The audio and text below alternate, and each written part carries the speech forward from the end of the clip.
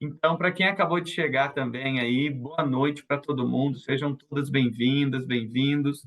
Hoje a gente começa um workshop, então, aí, muito especial, né? Um workshop onde a gente celebra o Maio Amarelo, que é onde a gente dá luz ao tema da paz no trânsito, né? E a gente não poderia celebrar isso de outra forma, senão convidando pessoas tão especiais para estarem conosco discutindo sobre esse tema aqui, né? Então, para a gente começar, antes de eu ir apresentando cada um deles, eu vou convidando algumas pessoas e vou pedindo para elas virem aqui, nos dando boa noite, fazendo a abertura conosco. E eu quero começar chamando aqui para ter uma fala conosco aqui rapidinho, se ele puder, estiver disponível aí. Eu queria convidar o nosso querido psicólogo Ingo Gintert. O Ingo, ele é o grande idealizador da editora Nila Press, né? Para quem não conhece muito a editora Nila Press, ela é uma editora razoavelmente nova, né? Já tem alguns anos no mercado aí, mas é uma editora que traz muita novidade para vocês. E para abrir o nosso evento e deixar o nosso evento ainda mais especial, eu queria chamar aqui para dar boa noite para a gente abrir o evento. Ingo Gintert, você está aí, meu querido? Boa noite. Fale com a gente. Estamos aqui, Ivan, eu e Denise, curtindo um frio muito forte em Curitiba. Estamos participando aqui da regional, na reunião regional da SBP do Paraná. Então, está também dividindo os nossos esforços e a editora presente onde é possível, mas de coração aí junto com vocês também. Bem-vindo a todos. Roberto, Dalgisa, tanta gente conhecida aí, Ivan, Irene, e que tem aí um bom evento. Denise, minha mulher, está aqui comigo. Então a gente está, só para dar um oi aqui, Ah, estamos curtindo aqui, tá bom? Estamos sentados aqui É, na praça da PUC do Paraná. isso aí. Olha, a Nila, que chique, hein? A Nila num evento online e presencial ao mesmo tempo, hein? é, É, então, Muito obrigado. boa noite aí a todos. Muito obrigado, Ingo, Denise, por estarem aqui conosco, também nos representando aí, na Sociedade Brasileira de Psicologia aí no Paraná.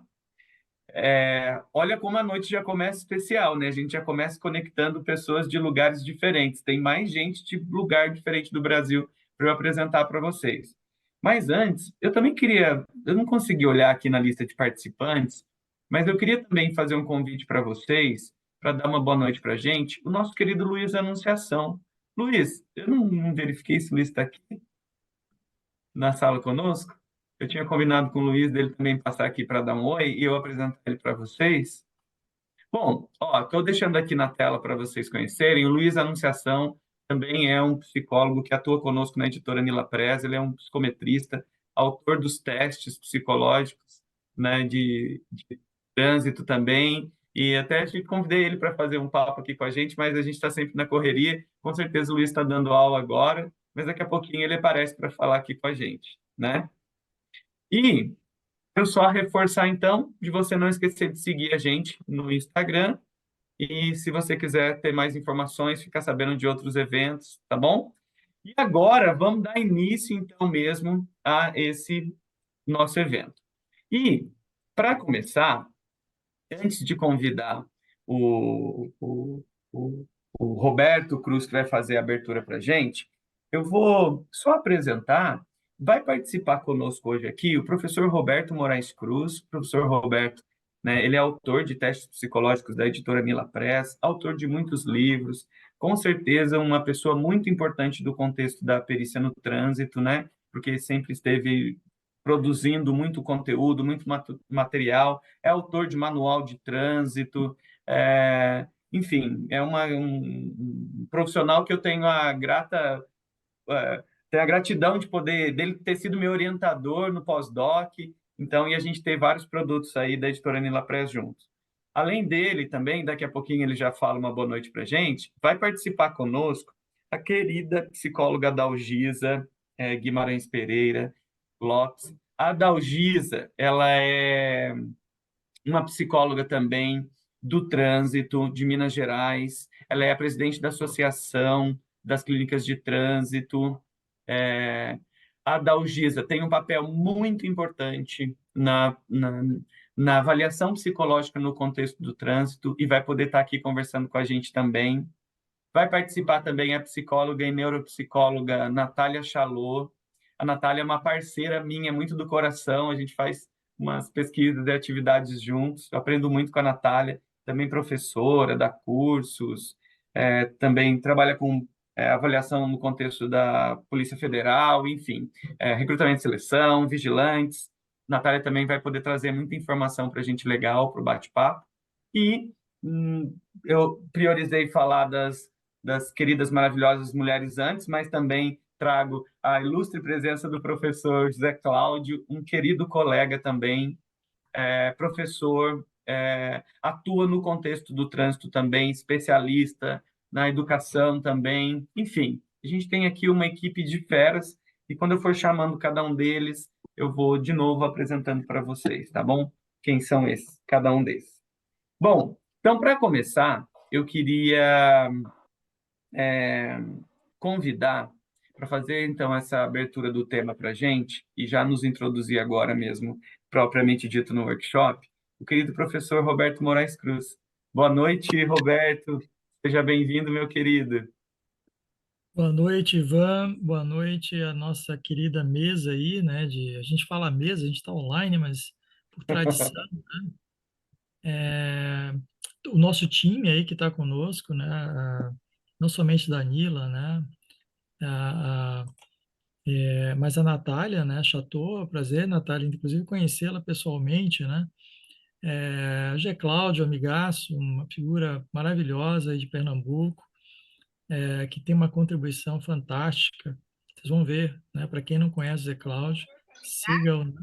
Assim como a Natália, pessoas jovens que contribuem muito para o estudo do comportamento trans no Brasil. E não por último, né? Mas com carinho especial, a Dalgisa Lopes, né? Minha parceira, companheira de muitas lutas na área do trânsito. Tenho muita admiração pelo trabalho da Dalgisa. Ela está à frente da CETRANS Minas Gerais e tem feito um trabalho magnífico há muitos anos para a valorização do trabalho dos psicólogos do trânsito, muito conhecida, né, para quem visualiza o trabalho da CETRAN no Brasil, uma associação pujante, talvez uma das mais fortalecedoras da profissão no Brasil. Me orgulho muito de ser colega, parceiro, amigo da UGI. Tá bom compartilhar aqui contigo a mesa com vocês, tá? Bom, Ivan, meu querido, obrigado aí por estar gerenciando essa mesa, como sempre, você é muito carinhoso com todos. Cumprimentar o time da Nila, Ingo, Gunter, Denise, Irene, a Gabriela, que está aí nos bastidores, né? O professor Luiz Anunciação, então é um time muito grande. E assim, gente, olha, ver gente de Macapá, Rio Grande do Sul aqui é muito bom. Porque é tão difícil a gente se reunir com psicólogos no país com essa diversidade cultural, né? É muito bacana. Eu estou vendo aqui passando as imagens, assim, né? É muito bacana. Se vocês me permitirem, como eu sou professor, eu tendo assim um pouco didático nas minhas falas, quem me conhece, né? Ivan, eu vou tentar apresentar alguns slides, pode ser? Ah, por favor. Estamos ansiosos. Então, eu vou tentar passar alguns slides, porque eu gostaria de colocar algumas coisas que talvez, vendo as imagens, talvez seja mais interessante. Ivan, eu vou te pedir então só que você verifique comigo se os meus colegas estão vendo as imagens. A gente está vendo sim, Roberto, mas não está no modo apresentação. A gente está vendo no modo. Eu estou Deixa eu ver. colocando, né? O mouse Mas está bem em cima dele, é. eu Aí, já. clica aí. Quando você clica, ele abre outra tela, né? Ele abre outra tela. Tá, Eu vou mas dá para tentar. a gente visualizar bem, viu, Roberto? Quem está do computador, dá para visualizar sim. Vou tentar dar um stop de novo, entrar de novo, para ver se. Quem sabe entrando com a Compartilhar gente. antes, né? É. E quem sabe eu. Não, isso Bom, vou faz tentar parte de também novo aqui. aqui. Vamos tentar de novo.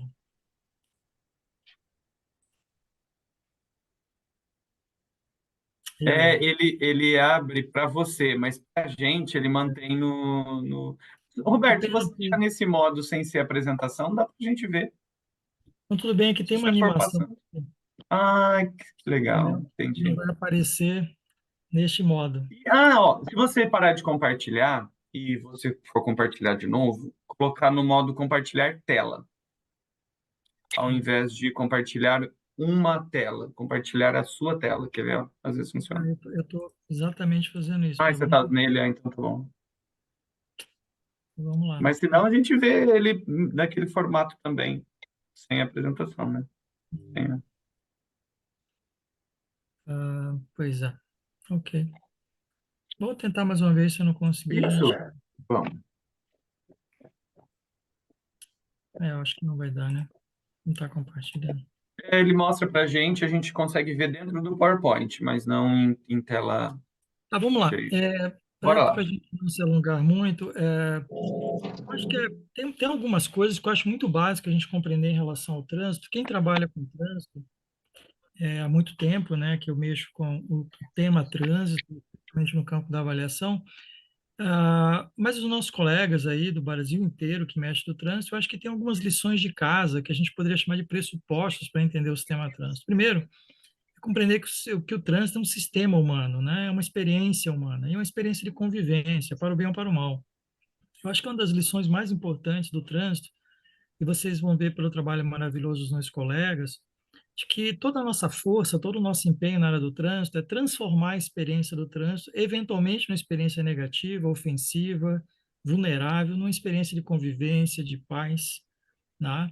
E de promoção da segurança, que é o tema central do nosso trabalho. Então, o trânsito é isso, né? E a gente tem que lidar com essa experiência de convivência da melhor maneira possível. Aliás, a expressão convivência, inclusive, está diretamente com a expressão ética, né? Que ética é a experiência da convivência. Então, tem uma ligação muito forte com o que a gente pretende, né? Como profissionais de psicologia no Brasil. Uma segunda coisa importante, assim, muito importante para entender o trânsito, é que o trânsito é um ambiente normativo. E por ser um ambiente normativo, ele tem regras, tem limites, tem possibilidades. E um sistema que é normativo, para quem estuda o comportamento humano com os psicólogos, sabe que num sistema normativo há variações de comportamento. Comportamentos mais arriscados, comportamentos mais cuidadosos, comportamentos mais salientes, comportamentos mais impulsivos, comportamento que tende a seguir regras, tem comportamentos que tendem a não seguir regras. Esse é o nosso ambiente, é esse estudo, esse complexo de comportamento que nos interessa, tá certo? Um terceiro aspecto importante, gente, isso diz respeito muito ao nosso trabalho como psicólogo, é que, infelizmente, não está aparecendo as imagens pelo efeito, tá? Me perdoem aí o efeito da animação. É uma extensão da nossa casa, o trânsito, né? Aqui tem uma figura de um carro-casa, né? Quando a gente sai da nossa casa e vai para o trânsito, a gente transfere valores, aprendizagens, compromissos, reações, o que eu posso ou não devo, posso ou não posso fazer. A gente transfere comportamentos, essa é a parte interessante da história. Não sei se vocês conhecem aquele vídeo famoso do Pateta, né, o seu Wilson, né? Então ele sai de casa, ele se transforma, mas não nesse sentido. Na verdade, não é que a gente se transforma, a gente transfere. Essa é a parte importante da história. O sistema trânsito é um ambiente de transferência de comportamento. E por transferir comportamento, ele transfere hábitos, valores, perspectivas de mundo, interesses, motivações, né? Visão de metas, o que alcançar, o que não deve alcançar.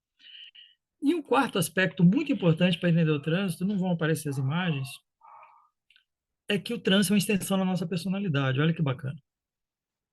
Então, vai estar no trânsito pessoas que são gregárias, aquelas que carregam muita gente numa moto, né? Aquelas que junta a gente para o perigo, né? Tem os gregários. No trânsito é cheio de gente gregária, vamos dizer assim, que gosta de correr perigo juntos. Tem os espaçosos, né?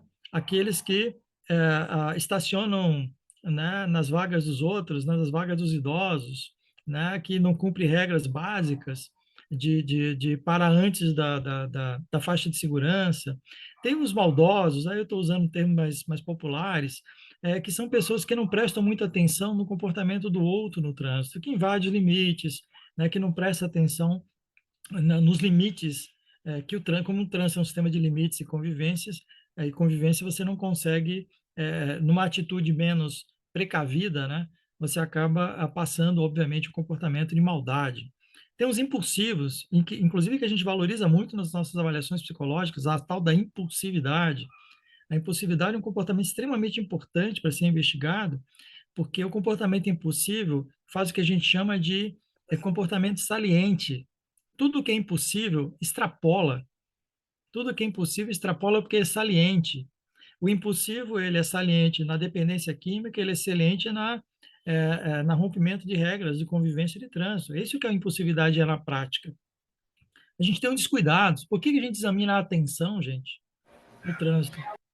Porque o pressuposto da atenção é que eu preciso perceber um ambiente e avaliar a extensão do meu comportamento nele, a chamada orientação, a consciência orientada, e a base disso é o processo atencional, por isso que a atenção é muito avaliada no trânsito. E temos, infelizmente, os agressivos, né, que são pessoas que apresentam características importantes e que estende, né, esse comportamento no trânsito de uma forma que desagrega. Né? Todo comportamento agressivo, gente, é sempre explosivo. Ele é um comportamento que excede, né, possibilidades. Né? Então, perceba, todos esses aspectos que são extensão da nossa personalidade, eles estão presentes na nossa vida pessoal e também no trânsito. E aí você começa a se perguntar, então por que é importante avaliar a personalidade ou aspectos da personalidade no trânsito? Exatamente porque o trânsito é uma extensão dela. Né? O trânsito incorpora a extensão da personalidade, assim como qualquer outro comportamento. Em função disso, perceba, o tema do comportamento seguro, o que é comportamento seguro, gente? Basicamente, comportamento seguro é um conjunto de ações e atitudes baseado em três características. Tudo que tem a ver com comportamento seguro, e o seu contrário qual é? O comportamento inseguro, mas tudo que tem a ver com comportamento seguro tem três características. Todo comportamento seguro é ações de reconhecer antecipadamente um perigo. Isso é comportamento seguro. Então, se eu não tenho uma ação ou uma predisposição para reconhecer antecipadamente um perigo, eu já não estou dentro do escopo do chamado comportamento seguro. Se eu não ajo, perceba, para minimizar riscos e perigos que protegem a integridade física e psicológica das pessoas, eu estou num comportamento inseguro. Mas se a minha ação cotidiana, na vida, no trabalho, na família, no trânsito, é para minimizar riscos e proteger as pessoas, eu estou dentro do comportamento seguro. E, por último, se a minha ação é para promover a segurança e a convivência pacífica das pessoas, isso aumenta a segurança.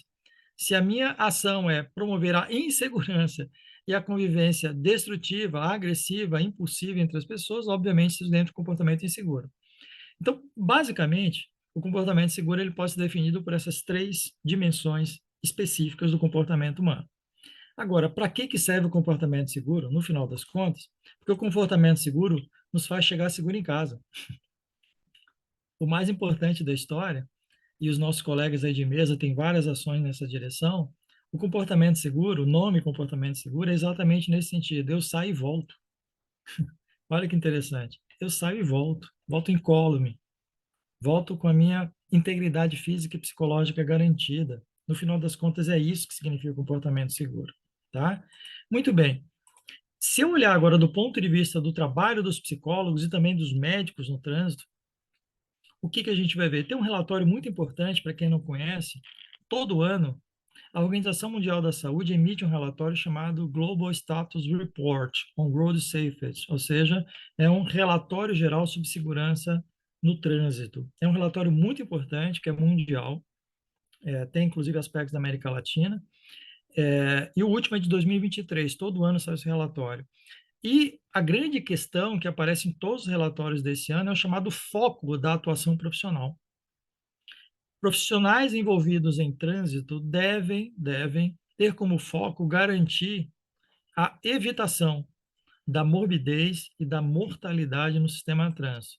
Garantir de que maneira? Com todos os recursos necessários: avaliação, prevenção, intervenção, monitoramento, treinamento, desenvolvimento, capacitação e ensino, o que vocês imaginarem. Isso está tudo no relatório.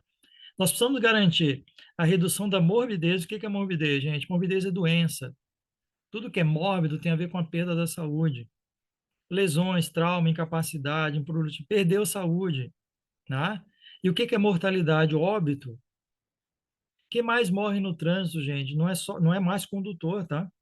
Quem mais morre no trânsito são as pessoas que estão acompanhadas dos condutores. Hoje a taxa, uma das principais taxas de óbito e trauma no sistema trânsito é com crianças menores do que 14 anos, porque elas são acompanhantes. Então, perceba, impulsividade, agressividade, tudo que a gente falou antes, não atinge só condutores. Ela atinge as pessoas que estão junto com os condutores e fora do carro, fora da, tá? Então, o sistema trânsito é um sistema de convivência humana. Toda vez que ele entra em sistema inseguro, ele não só incapacita motoristas, é uma visão até restrita que a gente pode ter. Ele restringe, ele aumenta a morbidez e a mortalidade do conjunto das pessoas que participam do sistema trânsito, inclusive em óbitos. E você sabe muito bem que o óbito é um dos grandes, né, que o sistema trânsito carrega um dos principais óbitos do mundo em termos de taxa. Então, se o nosso foco é garantir e evitar isto, o que que a gente tem que evitar na prática como psicólogos? Fazer com que o nosso sistema de avaliação, prevenção, intervenção, monitoramento, capacitação, tente evitar, controlar, reduzir comportamentos vulneráveis, inseguros, impulsivos, ofensivos. Essa é que é a grande barato da história da mobilidade no trânsito. Nós precisamos garantir isso. O sistema de avaliação é uma espécie de filtro. Ele não resolve a questão da morbidade, da morbidade, da mortalidade e da morbidez. Mas ele é um filtro importante para auxiliar na redução, no desfecho, né, na saída do sistema. Porque o processo de avaliação psicológica no Brasil, ele é check-in, que a gente chama. Ele é de entrada. Ele tem baixo grau de acompanhamento. Já vou falar porque, como é que a gente pode melhorar isso. Então, o foco é esse. O foco é evitar o comportamento vulnerável, impulsivo, inseguro, ofensivo. Por isso que está dentro do escopo do comportamento seguro a evitação disso. É isso que a gente deve se organizar. Eu, com a Adalgisa Lopes, que está aí conosco, nós participamos do Congresso Nacional nós construímos uma proposta em 2019, a Dalgisa vai poder me referir melhor do que eu, porque estava comigo e me convidou para esse processo, junto com a CETRANS, mobilizou os psicólogos do país para criar uma proposta para um modelo de avaliação psicológica de condutores no Brasil. Nós criamos essa proposta, enviamos ao Congresso Nacional, isso foi em outubro de 2019, estivemos no Congresso Nacional em várias sessões de trabalho, a Dalgisa e eu e vários colegas, apresentamos toda a justificativa técnica, critério científico, fluxo de procedimentos da avaliação condutora do Brasil, fizemos uma série de propostas. Infelizmente, muitas não foram adotadas, porque a gente não tem um lobby político como tem outras categorias profissionais. Algumas coisas nós conseguimos, outras nós não conseguimos, né? Mas apresentamos a proposta e a CETRANS de Minas Gerais teve um papel extremamente importante nessa jornada conosco. Nesta oportunidade, gente, o que eu mais ouvia dos deputados, seja nos gabinetes, seja nas sessões, era a seguinte pergunta, né? Por que que é importante avaliar, fazer avaliação psicológica e médica no trânsito? Era a coisa mais que a gente ouvia. E a resposta para isso, basicamente, é essa, assim, ó. Se você tivesse que responder a seguinte pergunta: todas as pessoas que você conhece, que convivem na sua comunidade, apresentam capacidade para controlar um veículo e reagir adequadamente ao sistema de trânsito? Se você disser que sim, não precisa avaliação psicológica. Mas se você disser que não, precisa de avaliação psicológica, perceberam? É muito simples. Quando os deputados me perguntavam, eu respondia com essa pergunta: senhor deputado, o senhor acha que todas as pessoas do sistema que você conhece, da comunidade que o senhor trabalha e vive e tal, estão preparadas para o sistema trânsito? Elas podem, de repente, entrar no sistema trânsito, pegar qualquer tipo de veículo e sair por aí perambulando pelo trânsito? Você acha que está todo mundo preparado para isso? Fala, não, não, claro que não. Então, por que claro que não? Porque todo mundo sabe que nós não temos todas as competências para entrar em sistemas de risco como o sistema trânsito. Há outro sistema de risco, como situações de trabalho típicas. Então, a questão é a seguinte: a primeira é, dirigir veículos é se expor a perigo. O ambiente de trânsito é um ambiente de perigos. E a função da avaliação psicológica é filtrar parte desse processo, reduzir o impacto na saúde das pessoas que participam e do sistema de mortalidade geral. Então, a questão principal é qual a capacidade que as pessoas detêm para agir ou reagir adequadamente aos riscos do ambiente de trânsito. Essa é a questão. Os psicólogos precisam responder isso aqui, gente. O sistema de avaliação psicológica do trânsito precisa responder isso aqui. E precisa responder na prática, para que isso seja, obviamente, uma política pública compatível com a especialidade dos psicólogos do trânsito. Eu vou passar mais adiante, porque eu quero, na verdade, chegar a por que nós utilizamos alguns critérios para fazer avaliação psicológica do trânsito. Gente, eu fiz uma pesquisa internacional com 17 países do mundo sobre, de fato, médicos e psicólogos avaliam o quê? Especialmente psicólogos, desde motoneiros, metroviários até motoristas de caminhão, veículos em geral. Eu encontrei 10 aspectos, sistemas internacionais. Velocidade e reação de estímulos, atenção seletiva, percepção de velocidade, controle inibitório, impulsividade, vulnerabilidade psicológica, flexibilidade cognitiva, tomada de decisão, nível de risco subjetivamente aceito, internalização de padrões morais. Gente, avaliação psicológica no trânsito não verifica praticamente isso aí. Exato. A gente poderia melhorar, a gente sempre pode melhorar. Mas se você olhar os 10 grandes critérios internacionais de avaliação psicológica, o chamado padrão internacional, padrão ouro, são 10 aspectos. Nós avaliamos uma parte deles. Se a gente avalia muito bem, razoavelmente, é outra coisa, né? São outras histórias. Mas nós temos o padrão internacional, né? E esse padrão internacional tem toda a literatura. Não vou entrar em detalhes com vocês. Além disso, o sistema de avaliação médico-psicológica europeu, que é um dos mais famosos do mundo, eles combinam avaliação médica e psicológica, que chama Medical Psychological Assistance, ou Assessment. A avaliação psicológica e médica é padrão ouro europeu. Onde aumenta o risco, aumenta o sistema de avaliação. E aí vem uma coisa muito importante. No sistema europeu, por exemplo, aqui é o sistema terciário, né? A parte terciária primária, que é a prevenção, aqui é a primeira avaliação, aqui é a avaliação de reincidentes. Nós apresentamos nessa proposta ao Congresso Nacional e foi aprovado, gente, que psicólogos fazem avaliação psicológica de motoristas reincidentes. Está lá na lei. Só que os DETRANs não operacionalizaram isso.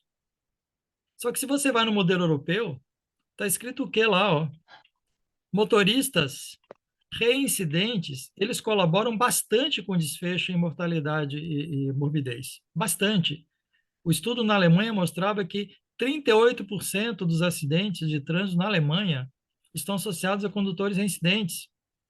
Nós já temos um mecanismo legal que garante que psicólogos devem fazer avaliação psicológica para reincidentes, mas os DETRANs não operacionalizaram, precisam brigar por isso.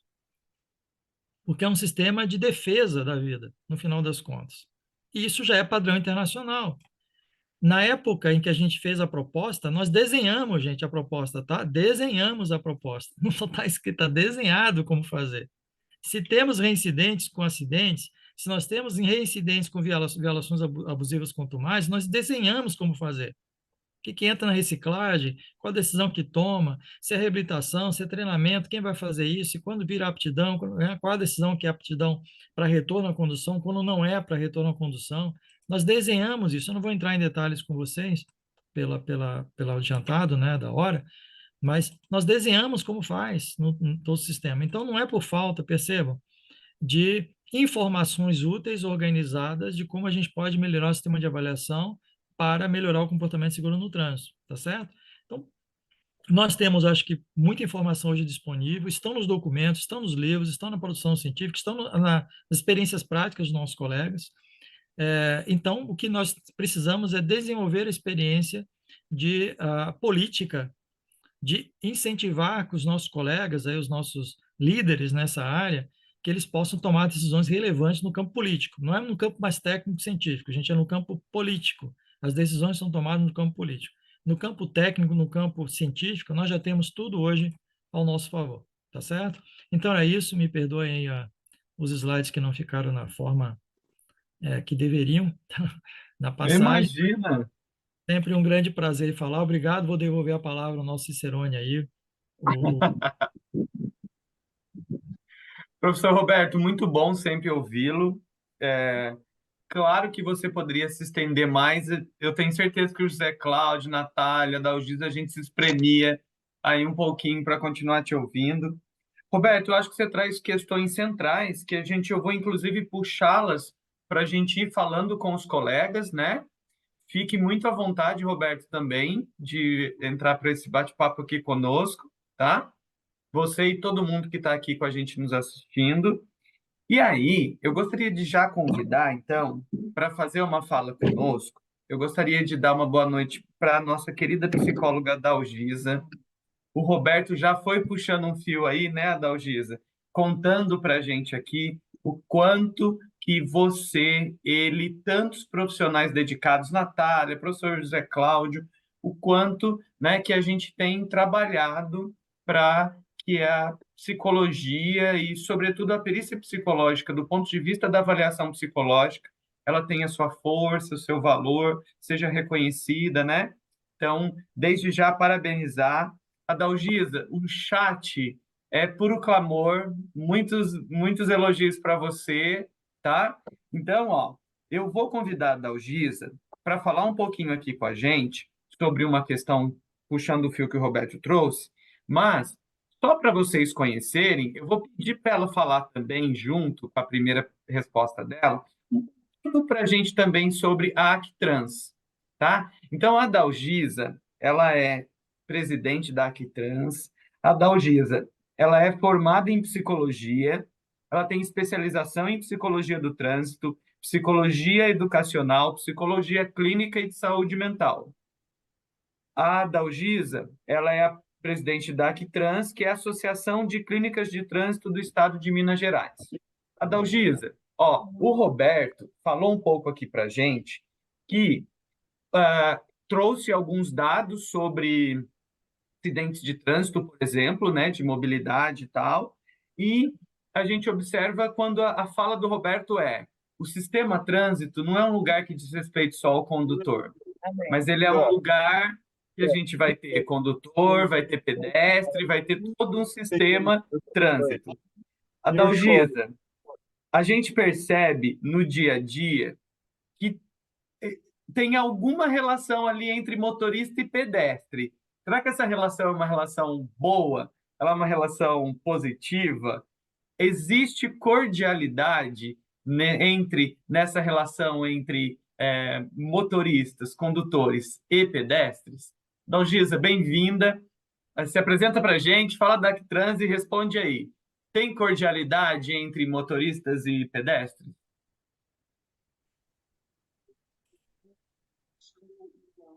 Sem áudio, Dalgisa? Oi, Adalgisa, está bem baixo o seu áudio. Tem que falar mais pertinho. Uai, deixa eu até tirar minha capa aqui, que meu tablet descarregou, sabe? Ah, tudo Vamos bem. ver se melhor. É. Fala aí com a gente. Tá baixo? Ah, agora tá Melhorou? ótimo. Tá bom, Melhorou. então vamos lá.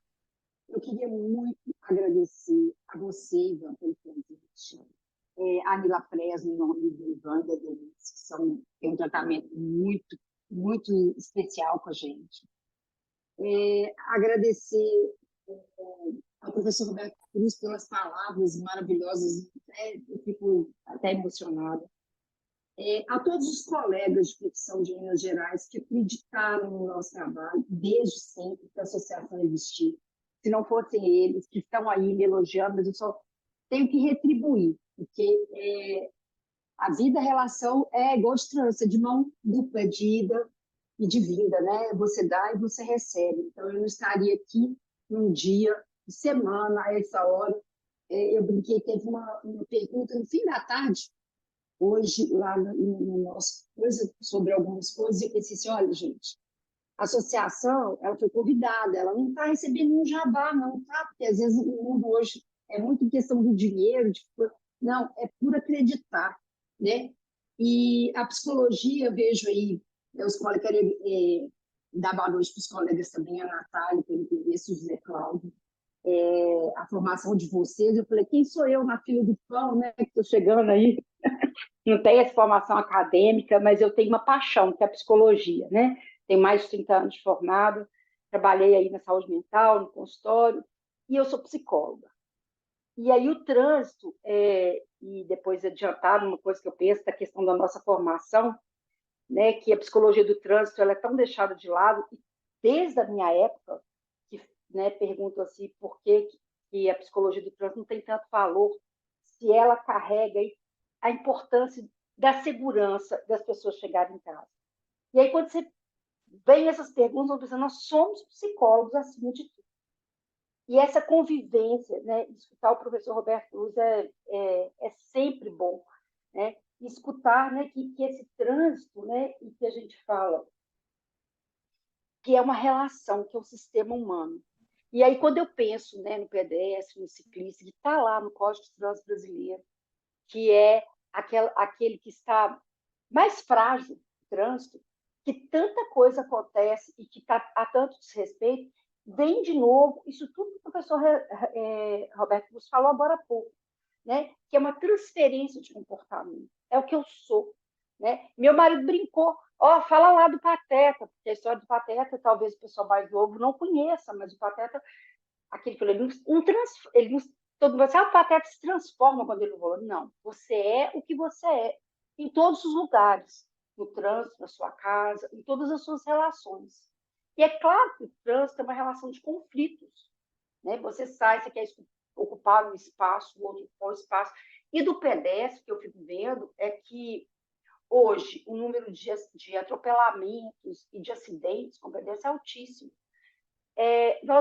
Não existe essa coisa favorável ao pedestre. Você vai atravessar uma avenida grande, o tempo que tem para a pessoa atravessar, você leva em consideração talvez um jovem, porque uma pessoa mais velha, ela demora muito mais e não é baseada nela.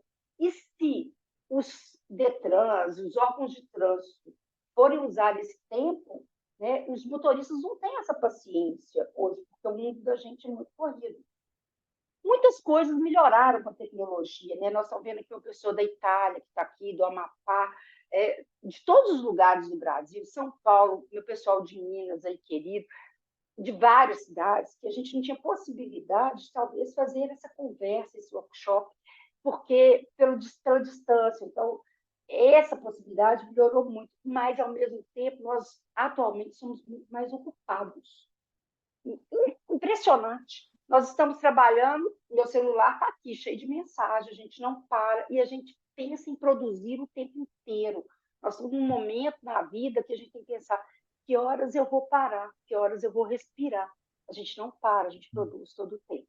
Né? Uhum. Então, eu penso que essa gentileza, que essa relação, ela está ligada a essa questão da personalidade das pessoas, de tudo isso que o professor Roberto fala, dessa questão de transferir esse comportamento. Eu sou o que eu sou em todos os lugares. Eu sou, por exemplo, eu sou tenista. E na quadra de tênis, aquela pessoa que o tênis é um esporte de gentileza e que a pessoa tem que marcar a bola, foi fora, foi dentro, e a pessoa, às vezes, não é tão correta assim, essa pessoa não é correta na vida como um todo. Ela também transfere comportamento ali no momento de disputa. E o trânsito tem muito isso da disputa. E quanto mais jovens que a gente vê essa questão da impulsividade, da agressividade, que o índice de mortalidade é maior, né? É porque eles estão competindo no mundo todo o tempo. Né? E aí é aquilo que eu digo, não há uma relação de pedestre e de motorista, voltando lá ao que o Ivan perguntou, essa questão da gentileza, porque as pessoas não respeitam mesmo nem a bicicleta, nem a motocicleta, e a motocicleta também, por outro lado, eu fico vendo que é uma coisa que a gente tem que pensar, né, nessa também na produção aqui no Brasil. A gente não vê isso fora, esses motos de Uber, a gente vê fora no trânsito motos maiores, que as pessoas, todo mundo tem carro, e a moto é por uma questão no Brasil de questões financeiras mesmo, né? Porque é um veículo mais barato. Ô, Então, Dalgisa, imagina, pode terminar. Não, eu me lembrei que existe uma questão quando você fala que me vem à cabeça, que é assim, né? Eu vou falar do meu ponto de vista de professor-aluno, né? Eu tenho um comportamento como professor, mas às vezes, quando eu estou no papel de aluno, eu me percebo, às vezes, tendo comportamentos que eu, como professor, não teria, né?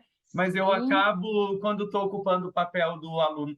No trânsito, isso também acontece, né? A pessoa, quando ela está no papel do ciclista, ela é favorável, tá, mas às vezes, quando ela está como pedestre, ela não entende o ciclista. Acontece isso, não acontece? Da gente ocupar papéis e variar, não? Eu penso assim, eu gosto muito de falar que eu também adoro ser aluna. E toda vez que eu sento numa carteira, eu falo que carteira é um material regressor, né? Que é delicioso sentar do outro lado e rir do professor, da piada, conversar com o colega, tudo que você não quer fazer. Mas ali, você muda realmente o seu papel, você vira aluno, né? E a sua vivência de aluno? Eu sempre fui um aluno, eu sempre falei muito, mas participei muito de sala de aula, né? Então, esse comportamento, e a gente pode voltar, e os colegas até falar da questão do Freud fala de compulsão e repetição, a gente tem muitos comportamentos que a gente repete conscientemente, com certeza. Mas a pessoa, quando vira ciclista, outro dia teve um experimento, não sei se vocês viram, aqui em Belo Horizonte, um experimento bem interessante, que puseram motoristas de ônibus em bicicletas estáticas, pedalando. Não, né? Vocês viram isso? Não, vimos sim, vimos. Mas conta pra gente, tem gente que não viu. Ônibus, pessoas colocaram as bicicletas e deixaram o motorista pedalando, a bicicleta ficava parada, né? Era a bicicleta, e os ônibus passavam tirando um fino da bicicleta, e eles apavorados. Então, quando vivenciam o ciclista, eu tenho certeza que depois que ele vira ciclista, ele passa a respeitar mais o motociclista também, porque são vivências diferentes, né? Muito bom.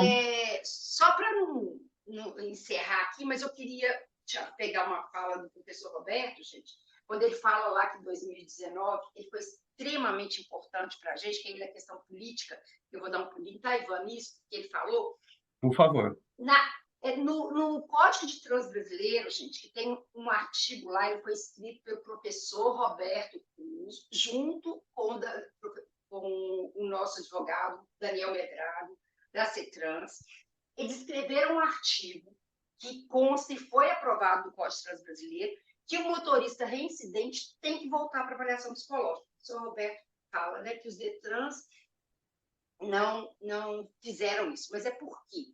Na verdade, a Senatran, que é a Secretaria Nacional de Trânsito, ela não normatizou.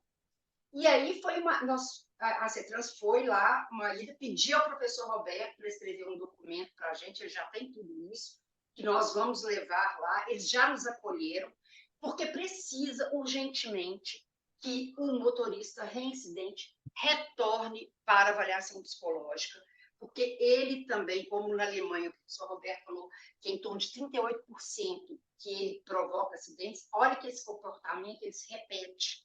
Essa pessoa, ela tem essa característica, então a gente tem que voltar essa pessoa mesmo. Então, eu quero agradecer muito esse trabalho.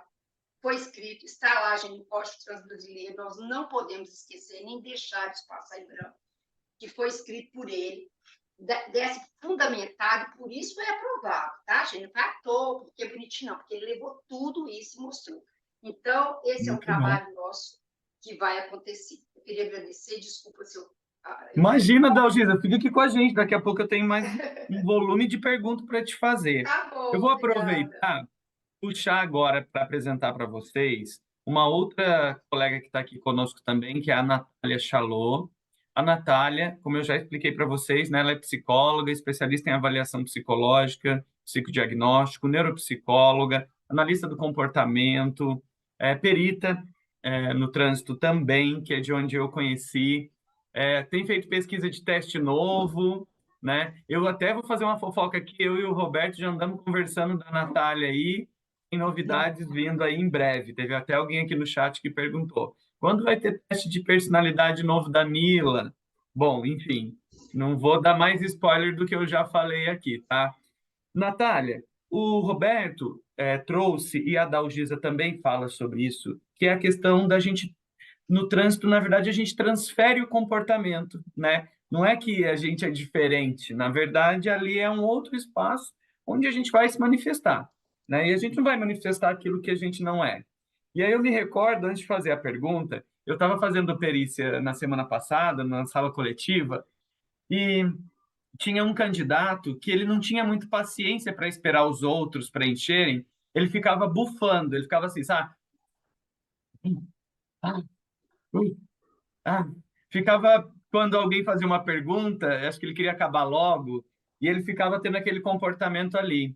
E acho que isso vem um pouco para mim, né? Vocês imaginam que uma pessoa que não consegue esperar 3 minutos o colega entender a instrução para responder, será que ele vai ter paciência no trânsito caótico que a gente vai enfrentar? Né? Será que aquele momento ali da perícia não é uma extensão, né? Não é um pedacinho também que ele mostra para mim que tipo de comportamento ele pode vir a ter, né?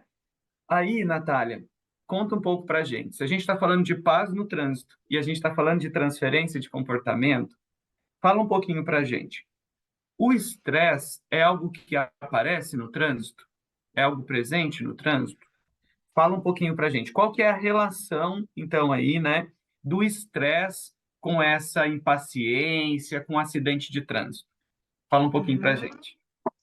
Primeiramente, boa noite. Obrigada pelo convite. O Dr. Roberto Cruz, o Ivan, o Ivanzito, estamos sempre aí tentando conversar, né, Ivan, dentro do É. tempo de cada um aí, a vida é uma loucura. Prazer conhecer os outros que estão aqui que eu não conhecia.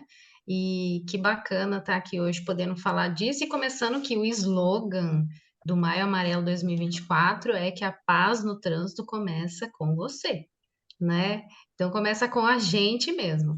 Agora, falando um pouquinho dessa questão do estresse, eu fui agente de trânsito, né, Ivan, 10 anos. Então eu trabalhei Tinha me diretamente. esquecido disso, verdade.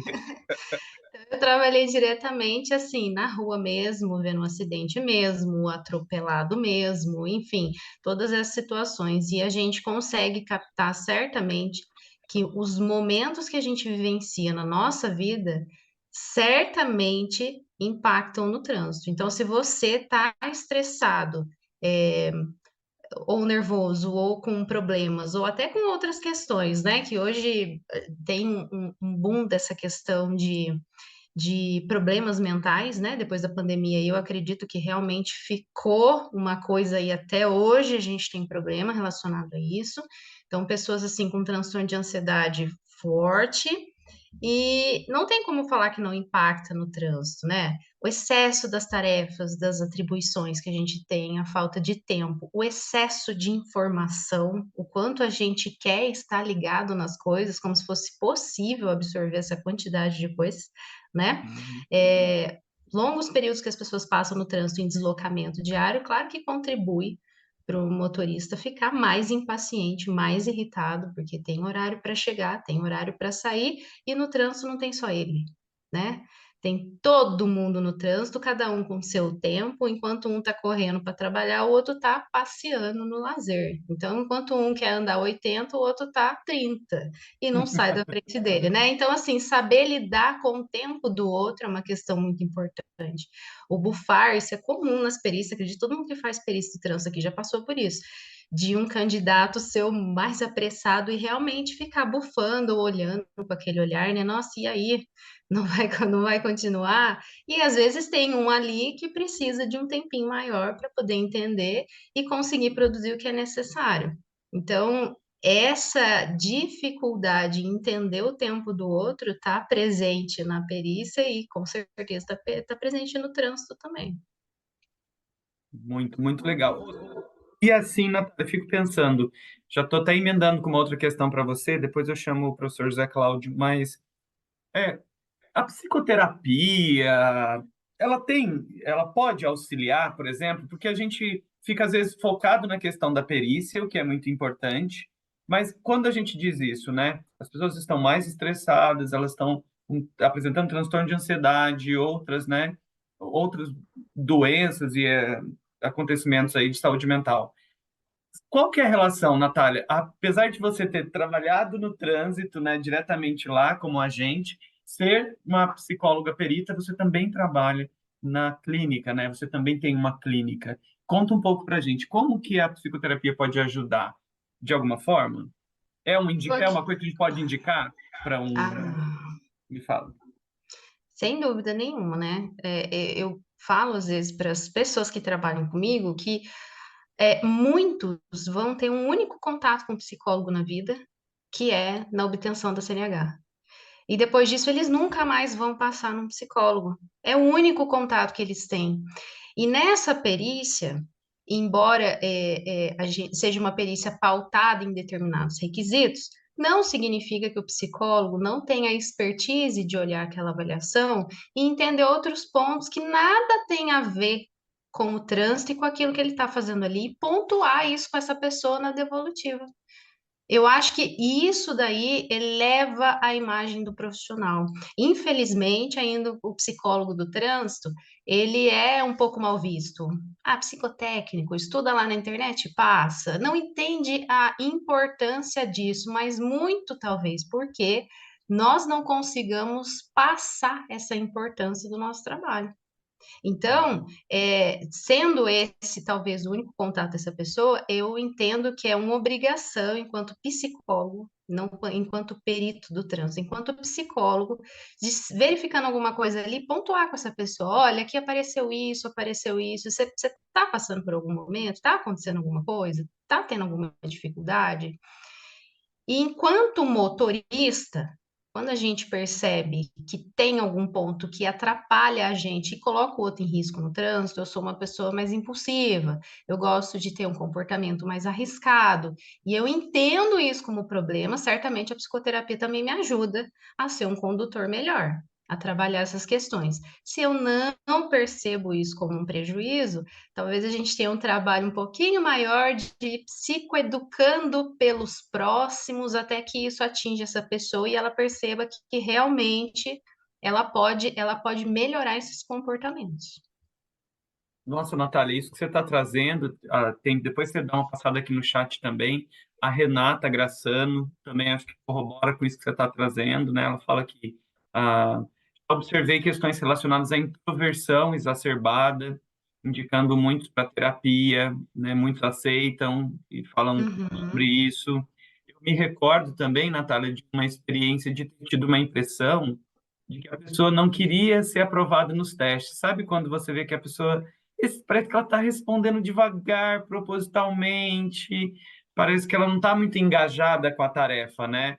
E acho que isso entrevista é um lugar para onde isso possa, né, ser perguntado. Se existe alguma coisa para além daquilo, né? Eu já Com ouvi, por exemplo, certeza. eu não gostaria de ter a CNH, mas eu estou sendo obrigada porque Sim. alguém da família precisa transferir multa. Então, enfim, são Uhum. coisas que a gente talvez não observe de forma direta na perícia, mas elas, acho que a gente tem um papel de educação, né, para que Sem dúvida. ultrapassa a perícia, né? Porque é a nossa área, né, Ivan? É a nossa Uhum. área. Então, assim, a gente vai deixar para quem isso daí? Se a gente tiver oportunidade de espalhar isso, quanto mais, melhor. E plantar a sementinha, como você falou, pode ser que seja a única, uma das poucas experiências ou a única que ela vai ter mais próxima da psicologia, né? Eu Uhum. volto, Natália, tem mais perguntas para Tá. fazer para você, mas eu quero também chamar aqui para a conversa e apresentar para vocês o querido professor José Cláudio. Eu fiquei procurando alguma forma de apresentar eles aqui, mas estava meio em cima da live e eu peguei aqui as páginas deles aqui na internet. Mas o professor José Cláudio é um especialista em mobilidade urbana, professor de graduação e de pós-graduação em psicologia, do Pernambuco, enfim, uma pessoa muito especial que queria trazer aqui para uma questão também e já pedir para você nos dar a boa noite aí, José Cláudio, e já responder uma pergunta, que a gente está falando, né, então, de paz no trânsito, sobretudo dar highlight para isso nesse Maio Amarelo, né? A gente tem indicativos, né, que o Roberto e a Dalgisa trazem sobre, por exemplo, a questão do reincidente, né, professor, que pesquisas começam tem mostrado, né, que tem uma relação maior com acidente, com outras questões. Então, a gente precisa olhar para essa questão do reincidente. Conversando aí com a Natália também, a gente puxa essa questão do estresse, dessa relação com o trânsito, que é uma relação, né, que inclusive os nossos transtornos, as nossas doenças mentais também aparecem. E entre elas, tem uma questão que a gente combinou de falar dela, porque é um assunto importante para a noite, é sobre falar um pouco, professor José Cláudio, da cultura machista e desse comportamento no trânsito, né? A gente fala de estresse, fala de empatia, mas o machismo está presente como é a relação do machismo no comportamento do condutor aqui no Brasil, no trânsito brasileiro. Boa noite, professor. Fala um pouco com a gente aí. Muito boa noite, pessoal. É um prazer estar aqui, certo? Com essas feras, conhecendo agora a Dalgisa, a Natália, o Ivan, a gente já bateu um papo, professor Roberto, né? Eu conheço o professor Roberto primeiro pela obra, depois tive o prazer de conhecê-lo, né? E é sempre, como a gente estava conversando, né, Ivan? É sempre um prazer conversar com o professor Roberto, a gente sempre tira alguma coisa, né? Você nunca sai zerado. Pessoal, essa questão do machismo no trânsito é muito interessante, né? Muito interessante. Eu também trabalho na parte clínica, na parte de psicoterapia, certo? E trabalho especificamente também com a maxofobia, que é a fobia direcionada ao medo fóbico de dirigir. Rapaz, é incrível, né? E tem algumas obras vou citar aqui a Cecília Bellina, que é uma das referências aqui no Brasil. Ela fala em uma obra dela que mais de 90% do público, ela já atendeu mais de 20 mil pessoas, né? Muita gente mesmo. Olha, 20 mil pessoas não, mas mais de 2 mil pessoas em 20 anos de experiência, na época que ela editou o livro, certo? Só corrigindo. Aí, na experiência dela, ela disse que quase 90% do público é feminino. Mas é bem interessante, trazendo para a minha experiência também, que eu trabalhei muito tempo com formação de motoristas de veículos leves e veículos pesados, inclusive com mulheres, né? Aqui em Recife, em 1996, tivemos uma das primeiras motoristas de ônibus aqui em Recife. Aí você imagine só, né? A mulher está entrando em um ambiente predominantemente masculino, certo? Aí eu tive a curiosidade, inclusive gravei um vídeo com ela, e expus nas aulas. Aí perguntei para ela, qual foi a maior dificuldade que você teve em relação a gênero, em relação ao preconceito? Foi mais com homens ou com mulheres? Aí ela disse, com mulheres. Aí eu digo, então fale sobre essa experiência. Ela disse, olha, eu estava dirigindo muitas vezes a mulher. Olhava, tem uma mulher dirigindo, eu não acredito, não, a mulher não dá para isso. Assim, é uma questão muito cultural, né? Porque você vê que homens machistas são filhos de mulheres machistas também, né? E os reforçadores, a maxofobia exatamente, os reforçadores também são muito fortes. Essa história de mulher no volante, perigo constante, né? E muito forte até na mulher, porque isso baixa a autoestima, né, da mulher, certo? E isso, a pessoa com autoestima baixa atrapalha diretamente no processo de aprendizagem, né? Porque o ato de dirigir é como o ato de andar, é algo que é aprendido. A gente não nasce dirigindo, a gente não nasce andando. E esse processo, ele precisa também da questão do afeto, né, do interesse. O professor Roberto Cruz, nas obras dele, ele traz muito isso quando ele elenca as fases de aprendizagem na direção, que é bem interessante. Inclusive, eu utilizo nas aulas, né? Então, é necessário o afeto, né, para a questão da aprendizagem. Entendeu? Então, é importante a gente entender, porque às vezes a gente está acusando a pessoa, não, fulano é machista, né, que o machismo está presente somente no homem, mas é importante a gente compreender que os homens machistas são filhos também de mulheres machistas e que esse tipo de comportamento é extremamente negativo, né, e potencializa muito, né, a questão da maxofobia. E ainda trazendo, né, como vocês trouxeram a questão da transferência, né, porque tem aquela situação, né, a ocasião faz o ladrão ou mostra o ladrão. Importante a gente refletir sobre isso, né? Então, além de transferir, né, o veículo em si, ele potencializa um desejo primitivo, o desejo é dele, né? O nosso nobre corredor, o Bolt, ele bota em torno de 44,7 quilômetros de velocidade. Quando ele entra no veículo, ele pode botar 350, mas a vontade, o desejo é dele. E tem um termo que é muito utilizado lá na sociologia, eu gosto bastante de trazer para as reflexões, é o termo coisificação. né? Quando as pessoas se veem enquanto coisas, né? E enxergam as outras também enquanto coisas. E no trânsito acontece muito isso. Acontece muito isso.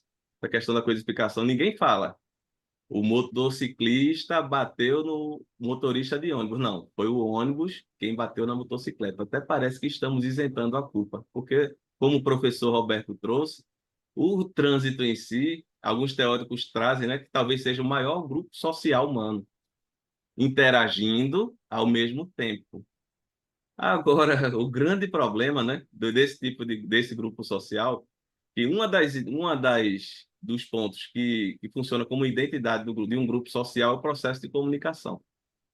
O processo de comunicação no congestionamento, no trânsito, é extremamente falho. Ou seja, como foi trazido aqui, eu não entendi e eu também não quero entender a informação. E quando eu não quero entender determinada informação, eu vou agir em favor de quem? Ah, eu quero que o professor Roberto me dê a preferência. Aí eu estou lá olhando para o professor Roberto, professor, estou buzinando, professor tal, e o professor está lá. Né? Então, assim, às vezes, as pessoas, elas não entendem e também não querem entender. Só pontuando aqui, aproveitando o ponto que Natália trouxe, que é muito importante quando Natália traz aqui. Ah, o primeiro contato da vida com a psicologia. É bem interessante. Então, é o momento da gente valorizar o trabalho e apresentar a psicologia para as pessoas. Apresentar. Outra questão, né, que eu acho importante, que muitas vezes na clínica, né, a pessoa chega para a questão da psicoterapia e vem com a avaliação psicológica na cabeça. Né? Eu acho muito importante a questão da clínica também, porque você chega, ele está lá, olhando para você, tenso. Aí é o momento, é por isso que é muito importante, na valorização da nossa categoria, a gente apresentar e explicar as ferramentas que a psicologia proporciona no contexto da saúde mental. Eu vejo isso, né? Eu acho que isso é básico. Naquele momento que a pessoa está chegando, ela precisa entender o serviço que está sendo prestado, né? E desmistificar aquela história, vai para o psicólogo, quem é louco. Aí eu costumo até brincar com os colegas. Hoje em dia, louco é quem não vai ao psicólogo. Muito bom isso, eu vou copiar isso, Zé Cláudio. À vontade. Muito É. obrigado. Imagina, de forma alguma, a gente vai continuar aqui. O Zé Cláudio traz uma questão, né, que, é, bom, puxando essa linha aí do contato, de como a gente apresenta, a hora que o José Cláudio estava falando, né, como a gente apresenta a psicologia, mas a gente tem que apresentar de forma positiva, né, o que muitas vezes a pessoa tem o contato com um psicólogo do trânsito e ela simplesmente acha que ele é um psicólogo que só vai ser um aplicador de teste, né, em geral é o tal do psicotécnico, né, que é inclusive a forma como é mais comum, né, a gente ouvir falar. E aí, José Cláudio, não adianta, né? Aí a pessoa vai com essa impressão, porque é a primeira impressão que às vezes chegou para ela, e às vezes ela vai, infelizmente, confirmar isso lá, né? Porque ela vai encontrar um psicólogo que não vai nem desejar um bom dia, uma boa tarde, que não vai nem ouvi-la numa entrevista individual, né, que vai tratá-la realmente como se ela estivesse preenchendo formulários, né, sem dar sentido para aquilo, sem fazer um rapport, enfim, tantas outras coisas. Roberto, É, ô Ivan, rapidinho, isso, fala por né? favor, claro. É bem interessante essa questão da avaliação, porque as pessoas hoje estão olhando na internet e tentando, pensam que a questão dos testes que são aplicados tenta enquadrar uma sentença matemática. Eu vou estudar Uhum, o teste, né? Então, uhum, tem pessoas que já chegam com o texto pronto. uhum, É aí que nós, psicólogos, precisamos estar muito bem embasados e defender a nossa ciência. Porque uhum. você estando muito bem embasado, você consegue desconstruir tudo isso. É como se fosse um sonrisal na água. Ele chega, Muito bom. ele chega com aquela visão de que eu vou te ganhar, né? Mas não vai, porque o psicólogo está preparado, a psicóloga está preparada e vai mostrar para aquela pessoa que não é um psicotécnico, né? É uma É, perícia psicológica que vai muito, mas muito além. Isso aí. isso.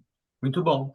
E, Adalgisa, eu vou puxar aqui você, porque das questões que eu acho que você pode trazer um pouco para a gente, até para quem é mais jovem aqui na psicologia, nós nem tanto, mas tem uma galera mais jovem aí na psicologia, né, Adalgisa? Que a psicologia do trânsito e do tráfego, né, enfim, ela já teve nomes variados, enfim, é uma especialidade da psicologia e é uma das mais antigas do Brasil. Não sei se você que está assistindo aqui a gente sabia, né? A área da psicologia, da psicologia do trânsito, ela é uma das áreas mais antigas no Brasil, né?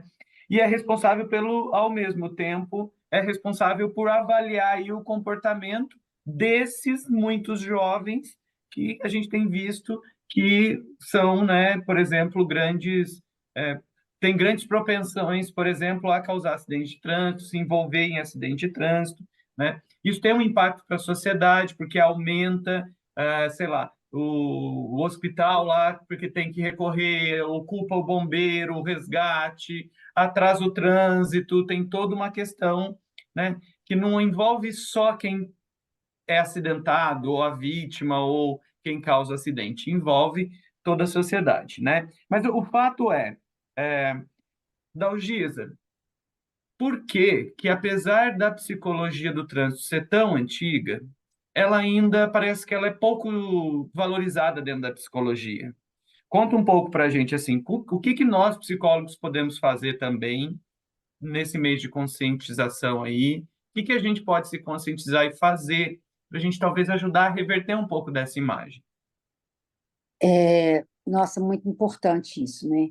Lá no livro do professor Roberto, quem leu lá, ele coloca, né, na história da psicologia como que começa, e começa lá, e nós temos colegas aqui, tem uma Ana Cristina, que a mãe dela foi grande responsável aqui em Minas Gerais para a primeira clínica, e em 1970 e poucos aqui, é, mas a psicologia do trânsito, ela é anterior à regulamentação da profissão no Brasil, né?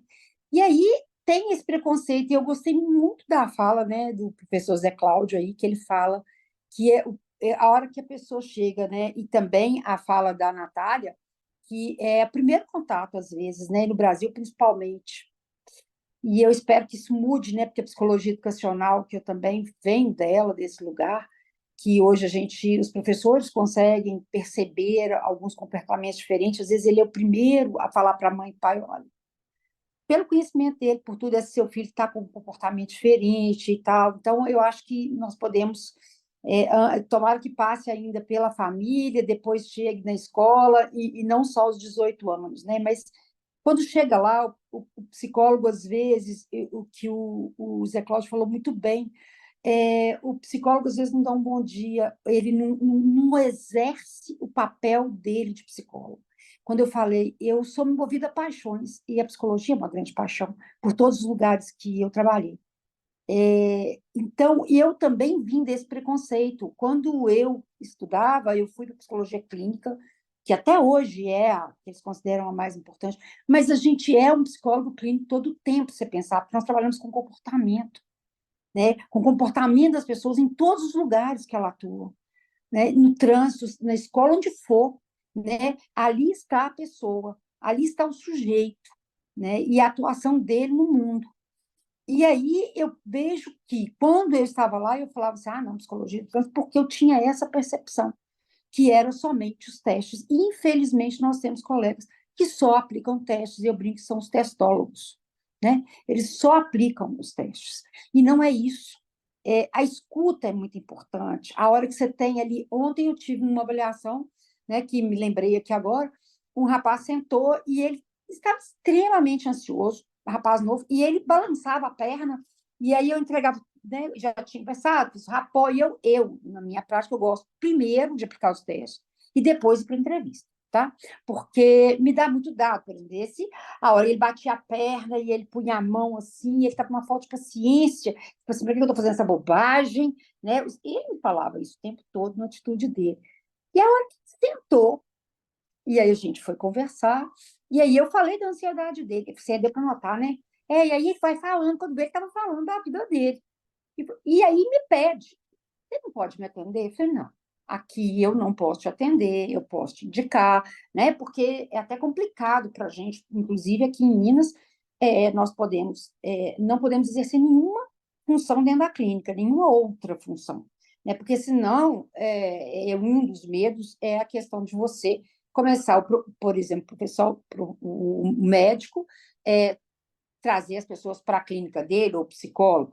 Não acredito que aconteça isso, mas é uma das questões que eles colocam dessa questão da clínica ser somente do trânsito. Aqui em Minas é assim. Não sei se no resto do Brasil é assim. Se isso está na 927, estou meio confusa.